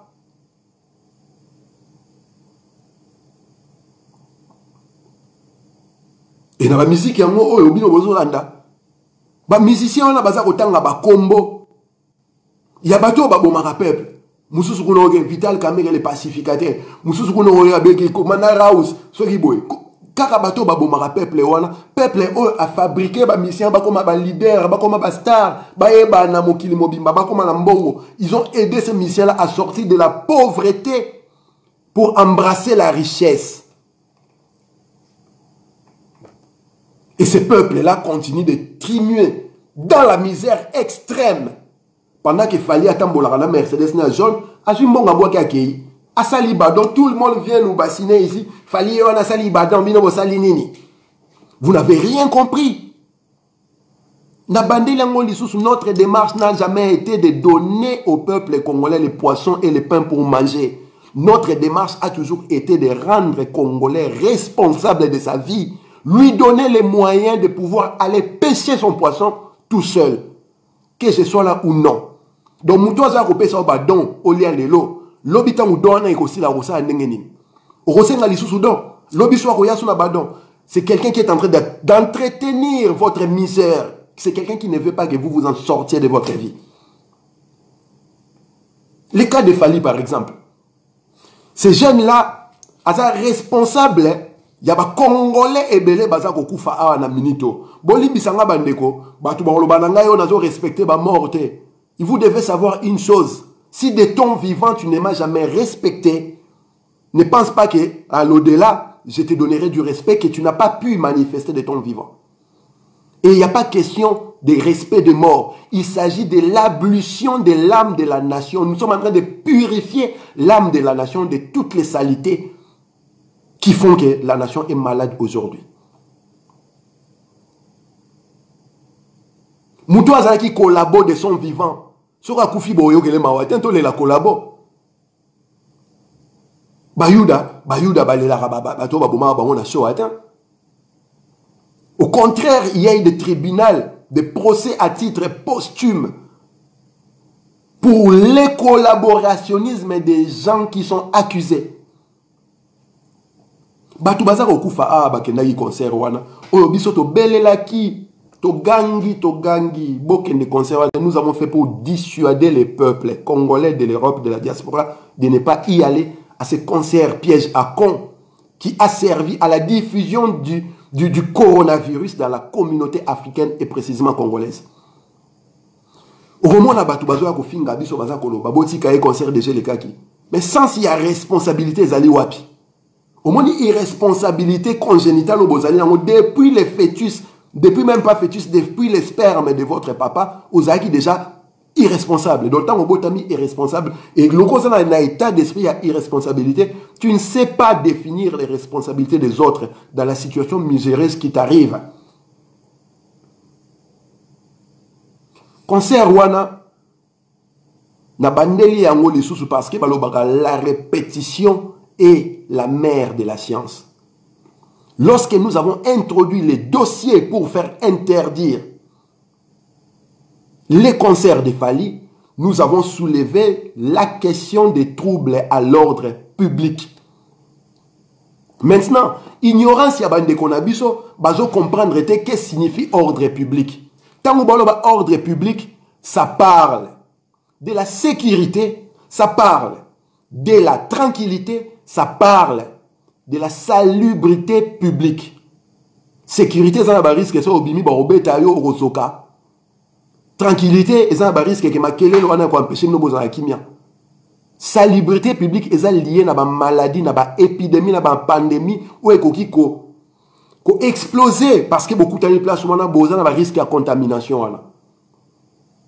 Et na ba discours na biso to sala na ba autorité en Mboko jusqu'au dernier jour, nous avons répété la même chose. Na tribunal Koutou, na maître Michel Tamba qui nous accompagne encore aujourd'hui dans la démarche de Osala. Le sac qu'on a eu ici, vous avez maître Michel Tamba, qui a donné la parole, qui a demandé la parole à ceux qui va représenter à PDH Bazoa, maître Alongo Aloba qui est en haute voix. Les préfets ne peuvent pas interdire les manifestations des gens qui sont en train de manifester contre les génocides au Congo pour des raisons sécuritaires et autoriser un concert à côté alors que des risques d'atteinte à la salubrité publique sont évidentes.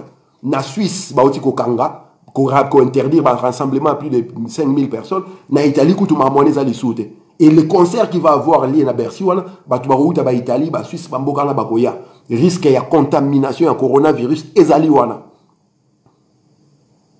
Bon, mon avis vidéo est au tambola, ah, fallait avoir un concert na masque. À l'époque, balobé na makamboana, les 28 encore balobé na batute bona ta masque na balabala, non. Les seules personnes qui ont un masque na balabala, c'est les Chinois. Et mais barosa culturel banda kala bazala nango. Qu'est-ce qui a voulu que Fally pour pas venir avec un masque na concert alors qu'azana batuna ba proche nae. Vous pensez qu'il ne savait pas qu'il y avait ces risques-là? Azakoko Sabino nazobeta concert wana pona pesa don na ba recette tozwa to pesa don na hôpital Panzi à docteur Mukwege. Voilà comment ils viennent vous manipuler. Il ne vous dit pas que contrat à concert wana a signé en 2018, il y a de cela 2 ans. Veut dire mbongo wana déjà azoka yango parce que ça concerne déjà concert ya producteur na producteur a pêché au bakaché na yo il faut ya honorer yango. Bon pourquoi oko sabatuke concert wana ba recette nango to ko pesa yango ba don na Congo na hôpital Panzi, manipulation de la population. Aïe na concert na masque. Azokota na Bercy na masque pour vous dire qu'ils savaient les risques. Et azana devoir moral wana. Yo oyeba ki risque ya contamination zalaki. Pourquoi au maintenant il concerne yo? Abeti concert. Tango abeti concert kaka ngai oyo ya bino ndeko. Ndenge ka bakoko basola kana biso ndenge to sola kana emo wa Kongo mongali mawe jambi dimukulu. Njambe ampungu. Na bandi ko belela. Oyo nyoso akendaki concert wana akende ko sala test ya dépistage. Oh, nous sommes en concert, on a un test de dépistage. Botande ba finga na mur na ngai. Tant on a un test de dépistage, nazaro ba minote bolo ba malade ou non. L'idée c'était que ceux qui osent conscient qu'ils sont malades, osent qu'on réduire contamination et pas bateau baza ignorant. Il y a maladie ou nos ana. Voilà pourquoi tu as un continent bateau ba qui ne connaît pas test de dépistage. Boboya koyoka biso, vous avez vu une amie Château Rouge qui a toujours été pro-musique, pro-musicien à dépravation, qui s'est singularisé na louange à musicien wana. Bomona na vidéo na poto na concert wana ndenga za ko se moquer na ba combattants. Ndenga baza ko se moquer na biso, ils sont allés même salir les bao pour la bande di maté aux ali prophétiques. Pona ko se moquer na biso bana bilaka oyo to banda ko kebisa bango na risque ya contamination à ma maladie na concert wana. Ils ont répété bao pour la bande di maté à qui veut l'entendre. Ils se sont moqués de nous tant qu'on sait les obétants. Boyo kamalo ba oyo bande konanga. Pona la sono responsabilité à Fally ce que ça.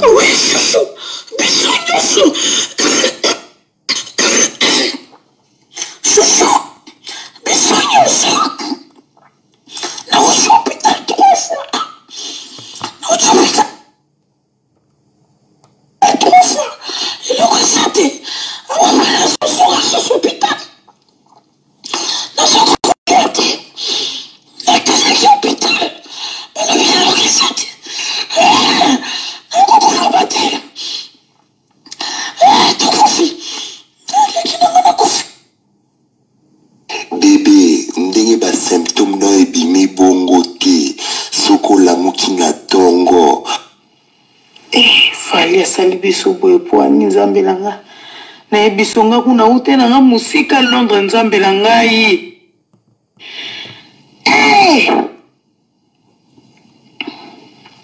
kolo mama hôpital pe moi pena ke l'hôpital na kendo tali sezate parce que kuna nde sous place nde kindo kyango evandi bazo bomande na hôpital moi na kende so na hôpital pe zate siku nozo bati no sa nini o na oyo kana nga pe koskosu te na oyo kana nga mutu pasi te kande na komo oyo kaka moi ba stress na mama mbongo nazo yo kaka corona boka bien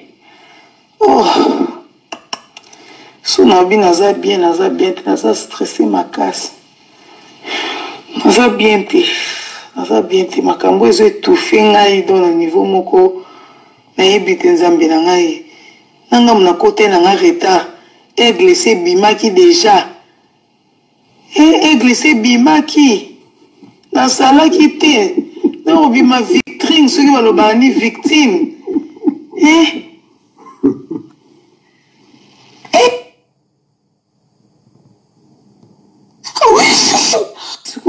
hôpital pe moi pena ke l'hôpital na kendo tali sezate parce que kuna nde sous place nde kindo kyango evandi bazo bomande na hôpital moi na kende so na hôpital pe zate siku nozo bati no sa nini o na oyo kana nga pe koskosu te na oyo kana nga mutu pasi te kande na komo oyo kaka moi ba stress na mama mbongo nazo yo kaka corona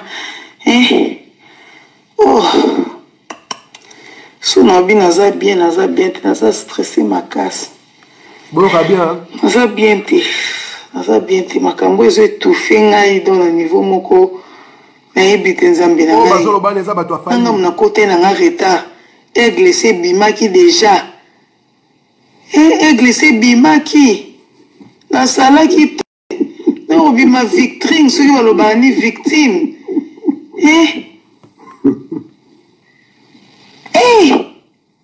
ilo elekitika mokili ate soko ye po bamilie azobomaka ya biso na corona po badanseuse na bamusicien na ye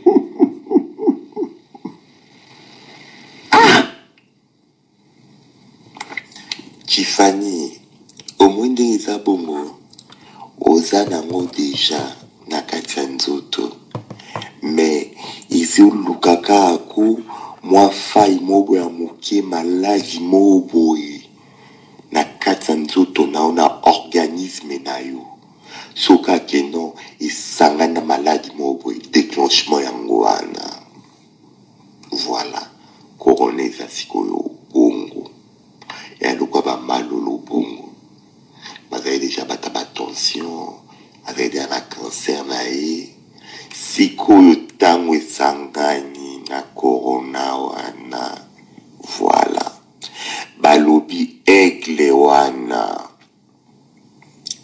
ata kutuke non ozaki no ntongo oyaki deja aigle deja bimaki wana elobi eloko te ndeka bozalaki wana ata ozalaki no na suka kuna likolo kuna trop tard balobi groupe bachinois ekotaki concert wana na moko groupe ya bachinois ekotaki concert wana Tiffany nzambe abatela depuis quand bachinois baya baconcert bazairwa na boye nalela oyo nde naolela solo en plus na Paris nzambe abatela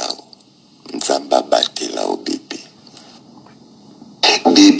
ndenge basymptôme no ebimi bongo te soko olamuki na ntongo ozwi mwa bol mobe ya mokie mwa nyinyo ata molangi mobwe okati osubi masuba ya ntongo oyo ya jaune oyo ya solo wana omeli yango nde ezekanga makambo nyonso Tiffany yokanga yango nde moto ezekanga makambo nyonso masuba ya ntongo ya jaune wana espesaka solo premier masuba na wa ntongo ifo melango aziki wana yango mutu ekosauve yo bebe yango nde kosauve yo kokanisa teke no ndenge ozoyoka eloko teke no oza bien korona nazoyebisa yo 3 jours ezebeli ekobando na kosukosu fièvre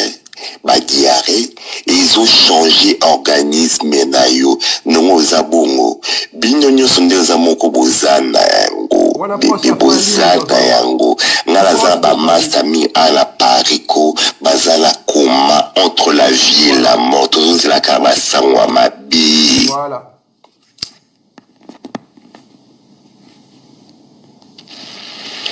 Fali asali biso boye po ani nzambe nanga na biso nga kuna ute nanga musika Londres nzambe na ngai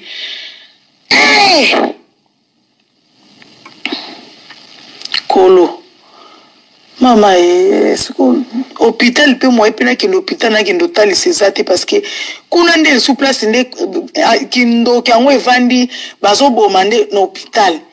Mwana kende so na hôpital pe zate siko nozo bate na sa nini o na oyo kananga pe koskosu te na oyo kananga mutu pasi te kande na komo oyo kaka mwa ba stress na ba makambo oyo nazo yo kaka corona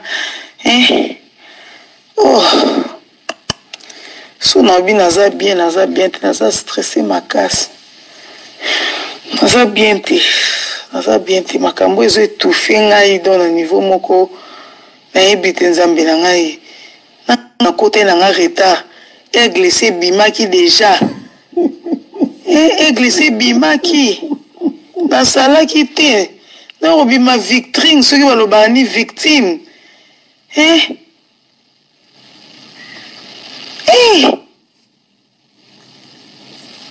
soko ye po ba miye aso bomaka biso na corona po ba danseuse ni na ba musicien na ye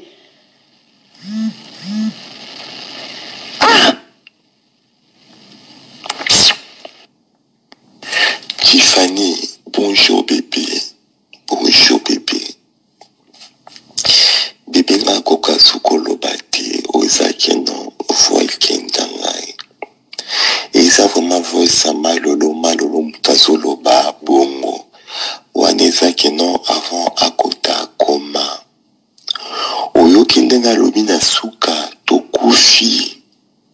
Et l'accinini la plupart du temps, bazaki na concert wana Bercy. Bazaya kokufa. Aigle abimele bino na podium wana zaki aigle ya deuxième monde.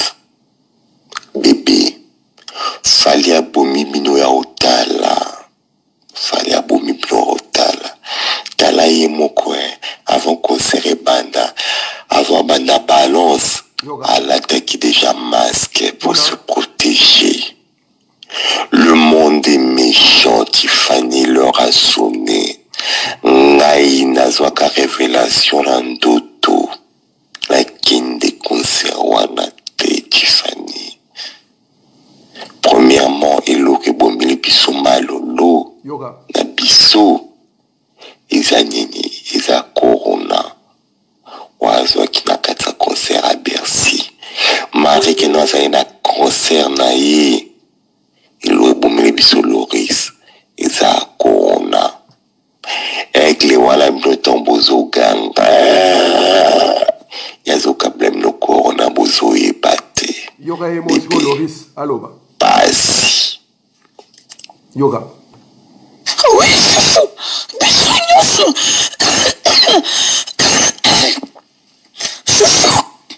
besoin na hôpital 3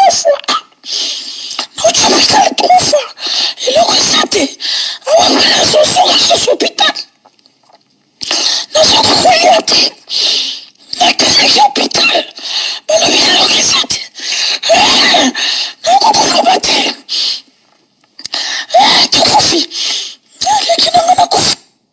Voilà, Tokufi le Kinara na Koufi. Que ton âme repose un peu malolo, Loris la Congolaise. Donc, tant que vous aurez un témoignage, il y a un bande kolanga sika bozali. Bino bato bobone ko bele la batu ba na concert. O bonne ko ba ba pour la bande mate. Bo moni sens ya ba pour la bande mate yango. Soki balobi tika. Elo eleki tika na mokiliza te. Bana bilara ba ese bino bo tika. Bobo koyoka. Nous avons fait tout ce qu'il fallait pour éviter le pire à la communauté congolaise. Botala bande konenge baza okufa mikonyo so boki petiana gelo azoloba aibi bande kwebele baza na koma bazo zelaka bakufa bale na concert on a gelo on a approche ya fali ya emba na banzembo na e Loris la congolaise oza kolela na kosuko so azo kolela te fali abomi so tokufie. Nani ebe proximité n'était na musicien. Biso ba combattant de baza kofinga. Biso ba oyo to telemelaki eloko wana esalamate. Omoni bana mboka. To sala la makambo na sentiment te to bimarate na tongo na bimina banda koloba makambo Congo. Non. Ezali kambo mabele milimo ya bato eze belle ekufa na Congo wana et nous avons été choisis pour faire travail là, pour faire ce travail là. Réveiller les Congolais, empêcher à ce que baboma ba Congolais. Combien de fois to bela mno makambo ba vaccin awa. Bazo linga baboma ba africain batu mwinu mingi ba Congolais pour na vaccin. Botele mena Bill Gates na ba vaccin wana. Combien de fois to bela le angoti Docteur Muyembe alias Docteur Mengele Melenge.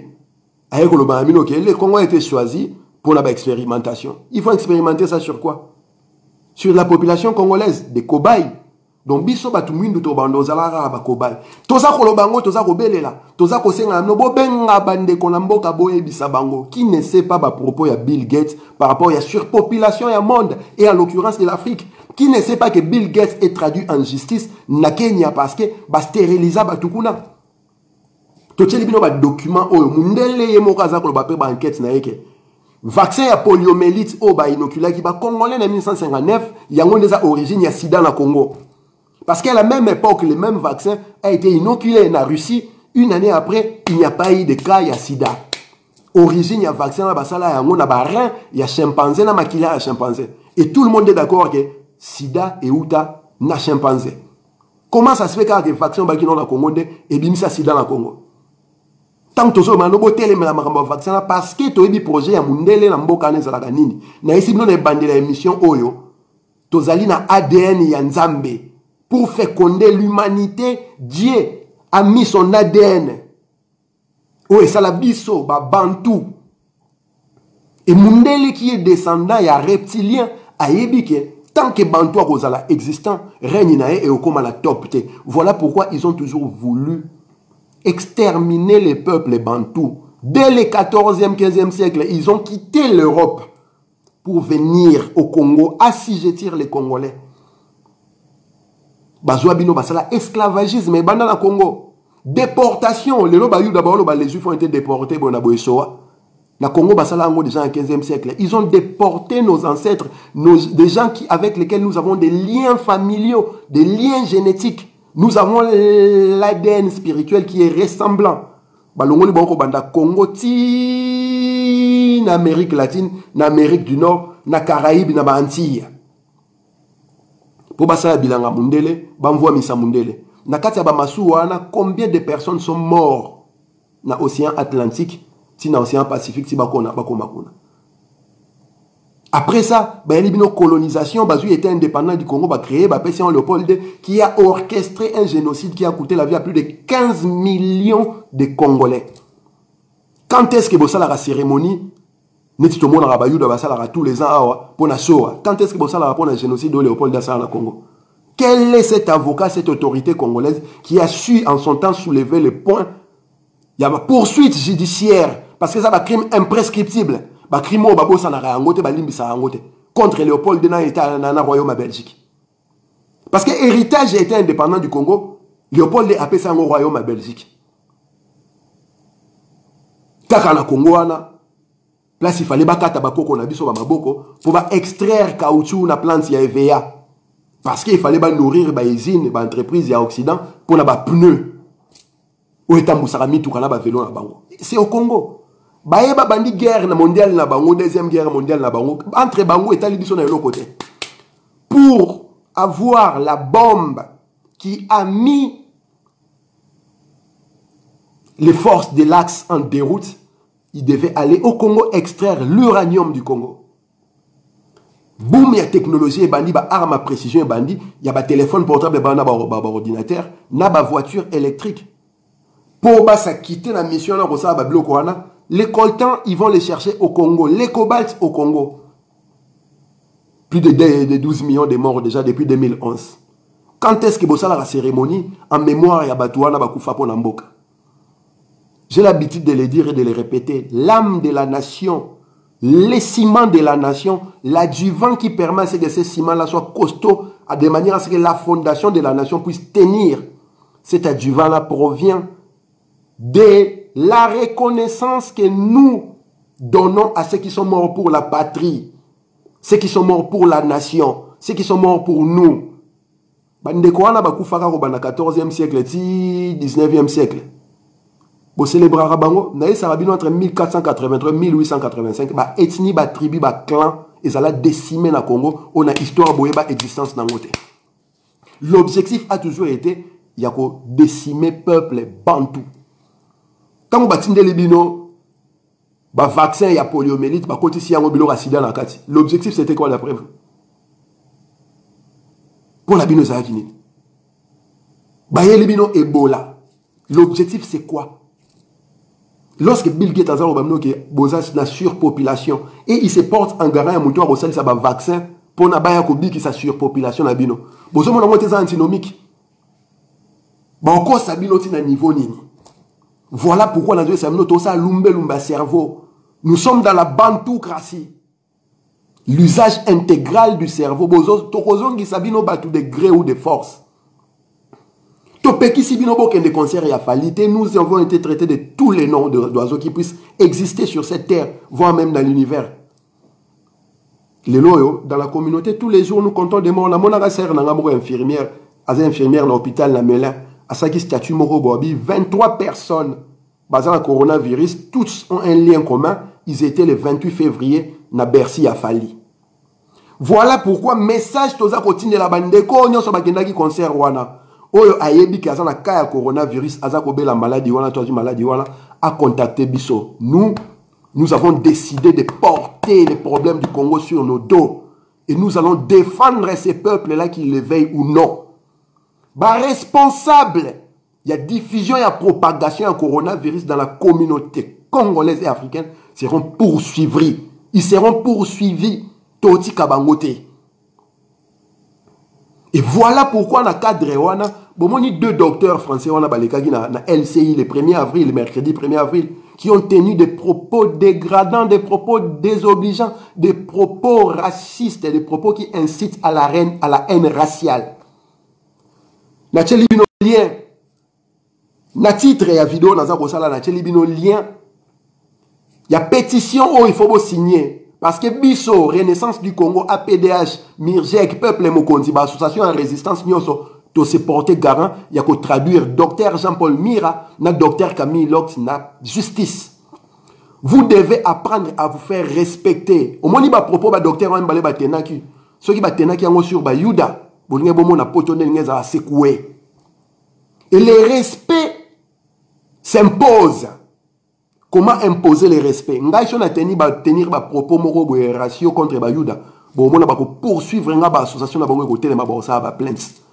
Bino siko ba tumundu, bino ba congolais bandeko boyo kamunona loba. Nous avons mis une pétition à votre disposition. Allez signer pour faire comprendre au monde entier que l'homme noir du 15e siècle, du 20e siècle, du 19e siècle n'est plus celui d'aujourd'hui. Nous sommes une génération révoltée, une génération qui connaît des traumatismes génétiques et qui a décidé d'extirper ces traumatismes-là de son esprit, de son âme. Allez signer cette pétition-là, partagez cette pétition-là. Si vous voulez vous faire respecter, vous devez signer parce que nous avons besoin des arguments qui nous donnent le droit de traduire ces gens-là en justice. Donc, ceux qui vont signer en moté besoin de Onkara, vous allez réagir émotionnellement. Ah, et vous laissez passer comme ça. Ceux qui vont finir par vous donner côté. Il y a des participer à la Deuxième Guerre mondiale, la Shoah. Ils sont poursuivis. Ils sont jugés à titre posthume. Moi, na la mobile a mis un concert, batu bakoufi. Et bozo ben maso ba jaloux ba haineux. Bozo ka vidéo na temi no son a boyoki, proche na ye mamboza koloba.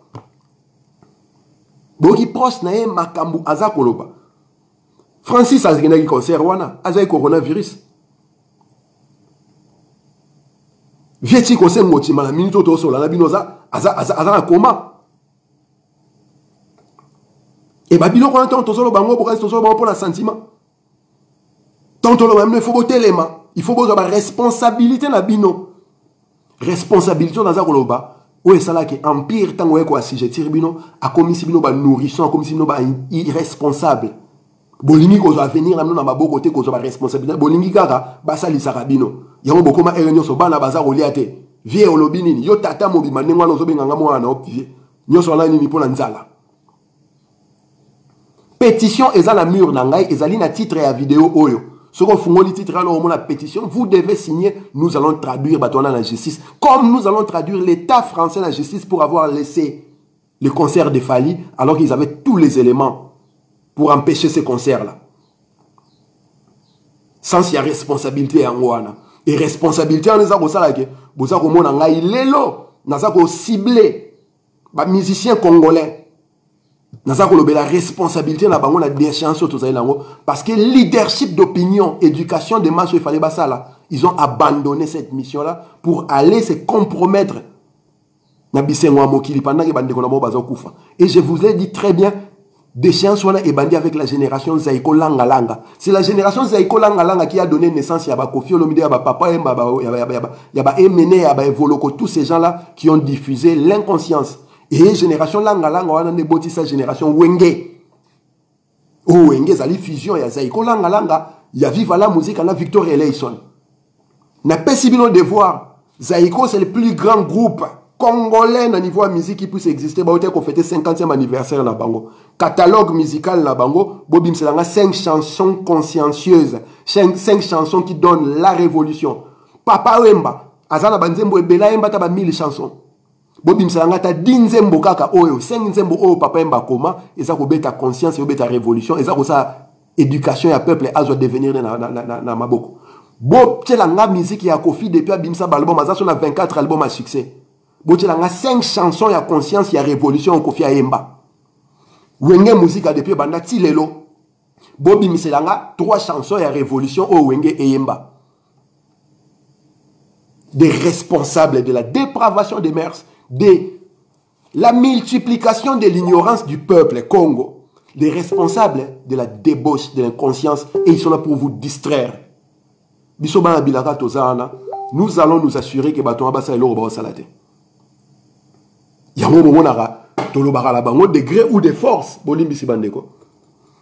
gré ou de force, nous allons vous rendre patriotes. De gré ou de force, nous allons vous rendre nationalistes. De gré ou de force, nous allons vous responsabiliser pour l'avenir du Congo. Batonio Sobazaba responsable de la situation où le Congo est à vivre le lot. Nous allons les pourchasser même jusqu'en enfer. Tokenda.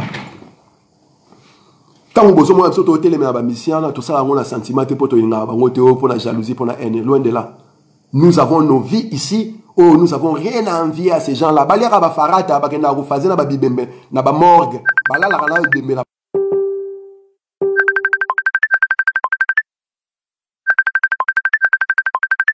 ba morgue. Azola le bemba ku fa le roi moi si. Na buto yo zo na la pomio lo tandoto ya zo tambola butu na kata mutu kana bemba mutu akufa. Po basala ba mystique na bango ba mvuta kabino, boza la dominer spirituellement et physiquement. So yeli bosolo sopani. Asa capable de regarder la famille no alali mama na yo mama leki na yo tata mwasi na yo bana na yo me rolandera la sima. Et vous pensez qu'ils font ça grâce à quoi?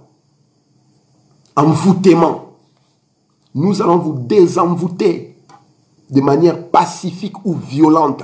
D'ailleurs ngai méthode na ngai ya pédagogie ezalaka cathartique na lobango ernio so traitement de choc.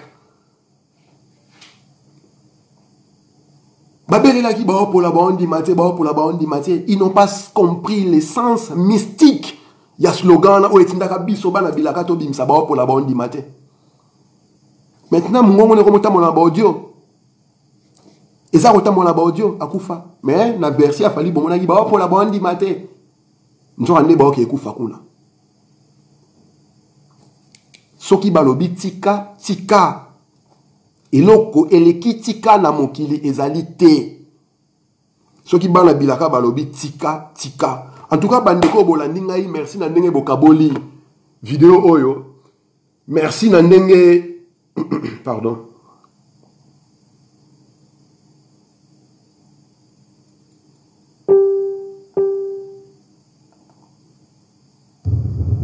Merci na ndenge bokaboli vidéo, merci na ndenge bo participer qui na ba commentaire na bino. J'espère que le message est passé na bandeli lisusu. Pétition pour na poursuivre ba journaliste français wana eza en ligne.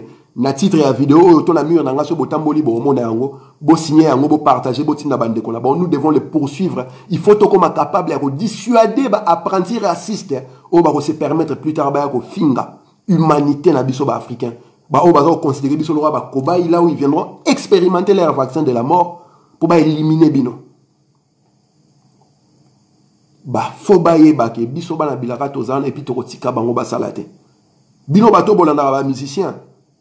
Boka sous vidéo bientôt bo fana na ndako bo comprendre pourquoi to telemela rabatwana. Sikoyo soki makambonga na lobi sepeli soto pesi okanda. Nkadi ya mpemba ya Kongo ezali. Obi nkadi ya mpembe la kisi nini? Nkadi ya na kikongo la kisi modèle nkadi c'est long. Mpemba eza blanc. Nkadi ya mpemba donc lokola mindele. Et bah koko na biso ba no benga batu ba kadi ya mpemba lokola mindele parce que c'était des gens qui tuaient les Bantous. Donc ce comme le comportement morobo est belliqueux pardon. Nkadi ya mpemba. Ya momo na essaye bino bo sale la ka linguistique. Donc tant on ba propos mo tenir propos moko boy yeba mo za koloba elakisi nini na munoko nango étymologiquement la source bato boza mona baza ko finga aba ba n'importe quoi ba finga biso ba finga ba papa na biso que son âme repose en paix ba finga ba maman na biso ba finga bana na biso bandeko na biso basi na biso on nous a traité de tous les noms et ça la biso lote vous n'avez pas compris que et ça la biso rien en tout cas bandeko ba bolingo botika ete ma eja vidi mukulu akongo mongali azala na bino njambia mpungu kwa tu lendo abate la bino ma weja vidi mukulu nyamuzi nda onya shongo azala na bino akongo mongali abate la bino pe mabota na bino apesa bino lisusu makasi ya kotelema abakisa clairvoyance miso ya molimo na bino emona pe apesa bino capacité infinie ya ko utiliser cerveau na bino parce que dans tout ce qui nous passe. Tout ce qui arrive au Congo aujourd'hui, c'est un problème de la tête, du cerveau, d'une toux. Voilà pourquoi on a ici nos bantoocraties. Et je répète encore, la bantoocratie est plus puissante que la démocratie. La clé du problème au Congo, c'est la bantoocratie. Boye ko la bantoocratie, sika bozali, livre ya bantoocratie zobi makalate. J'espère que les premiers, ya ko s'offrir ya mwe bozalabino. Mengu ba omona kimbirikiti. Métatron. Ibobo.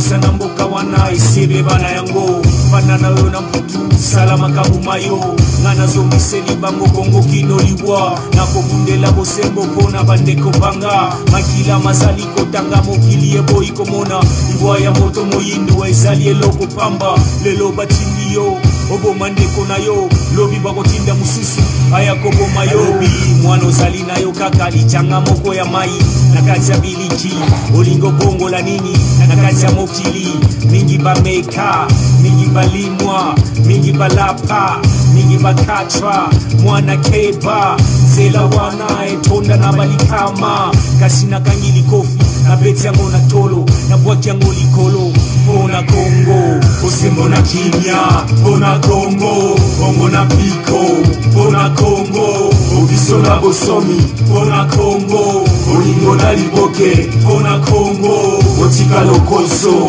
pona Kongo otika likumia pona Kongo zitambila bako kata ekokola mwana mboka elema mwana mboka bula kukumine na mitano tozozela mokomboso azanga mokila bakoko baloba kasi tozanga kinini tosala kinini pona babongisela biso pole na molili makile ezosila te kotanga uta tata lumumba mulele tina muzeka pila tolingi kimia mbongwana pe bosolo tokosami mingi solo basasi biso mingi solo eloko nyonso ezala ngonga na ngobaso topesa mingongo pona mboka na biso toza bana mabele moko ndeko na ngata bokeseni ya bikolo esengeli totikala lisanga ngonge beti biso baso tolamuka na pongi tosima nzela pona komonisa kongo na mokili mongongo na yo nde kofongola esibeli pona mongongo na yo nde tobimi na molili osembo na kimia pona kongo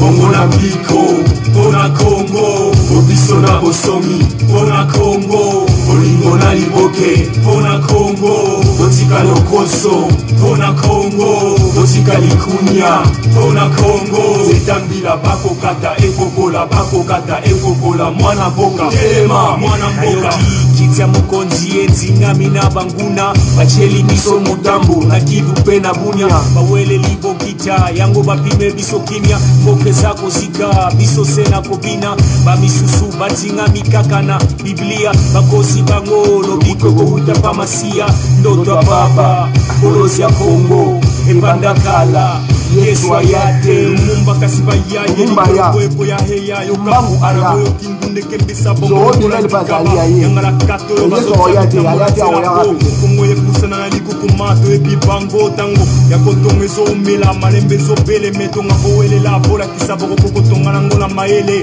moto nyonso esengeli atosa mipe kwa mboka tatu mamu toyimbula bakontina kiungulu osembo na kimia pona Kongo bongo na piko pona Kongo obiso na bosomi pona Kongo olingo na liboke pona Kongo otika lokoso pona Kongo otika likunya pona Kongo zetambila bakokata ekokola mwana mboka telema mwana mboka matondo mingi bandeko babolingo kieza na mboka na biso sika bozali oesaya ya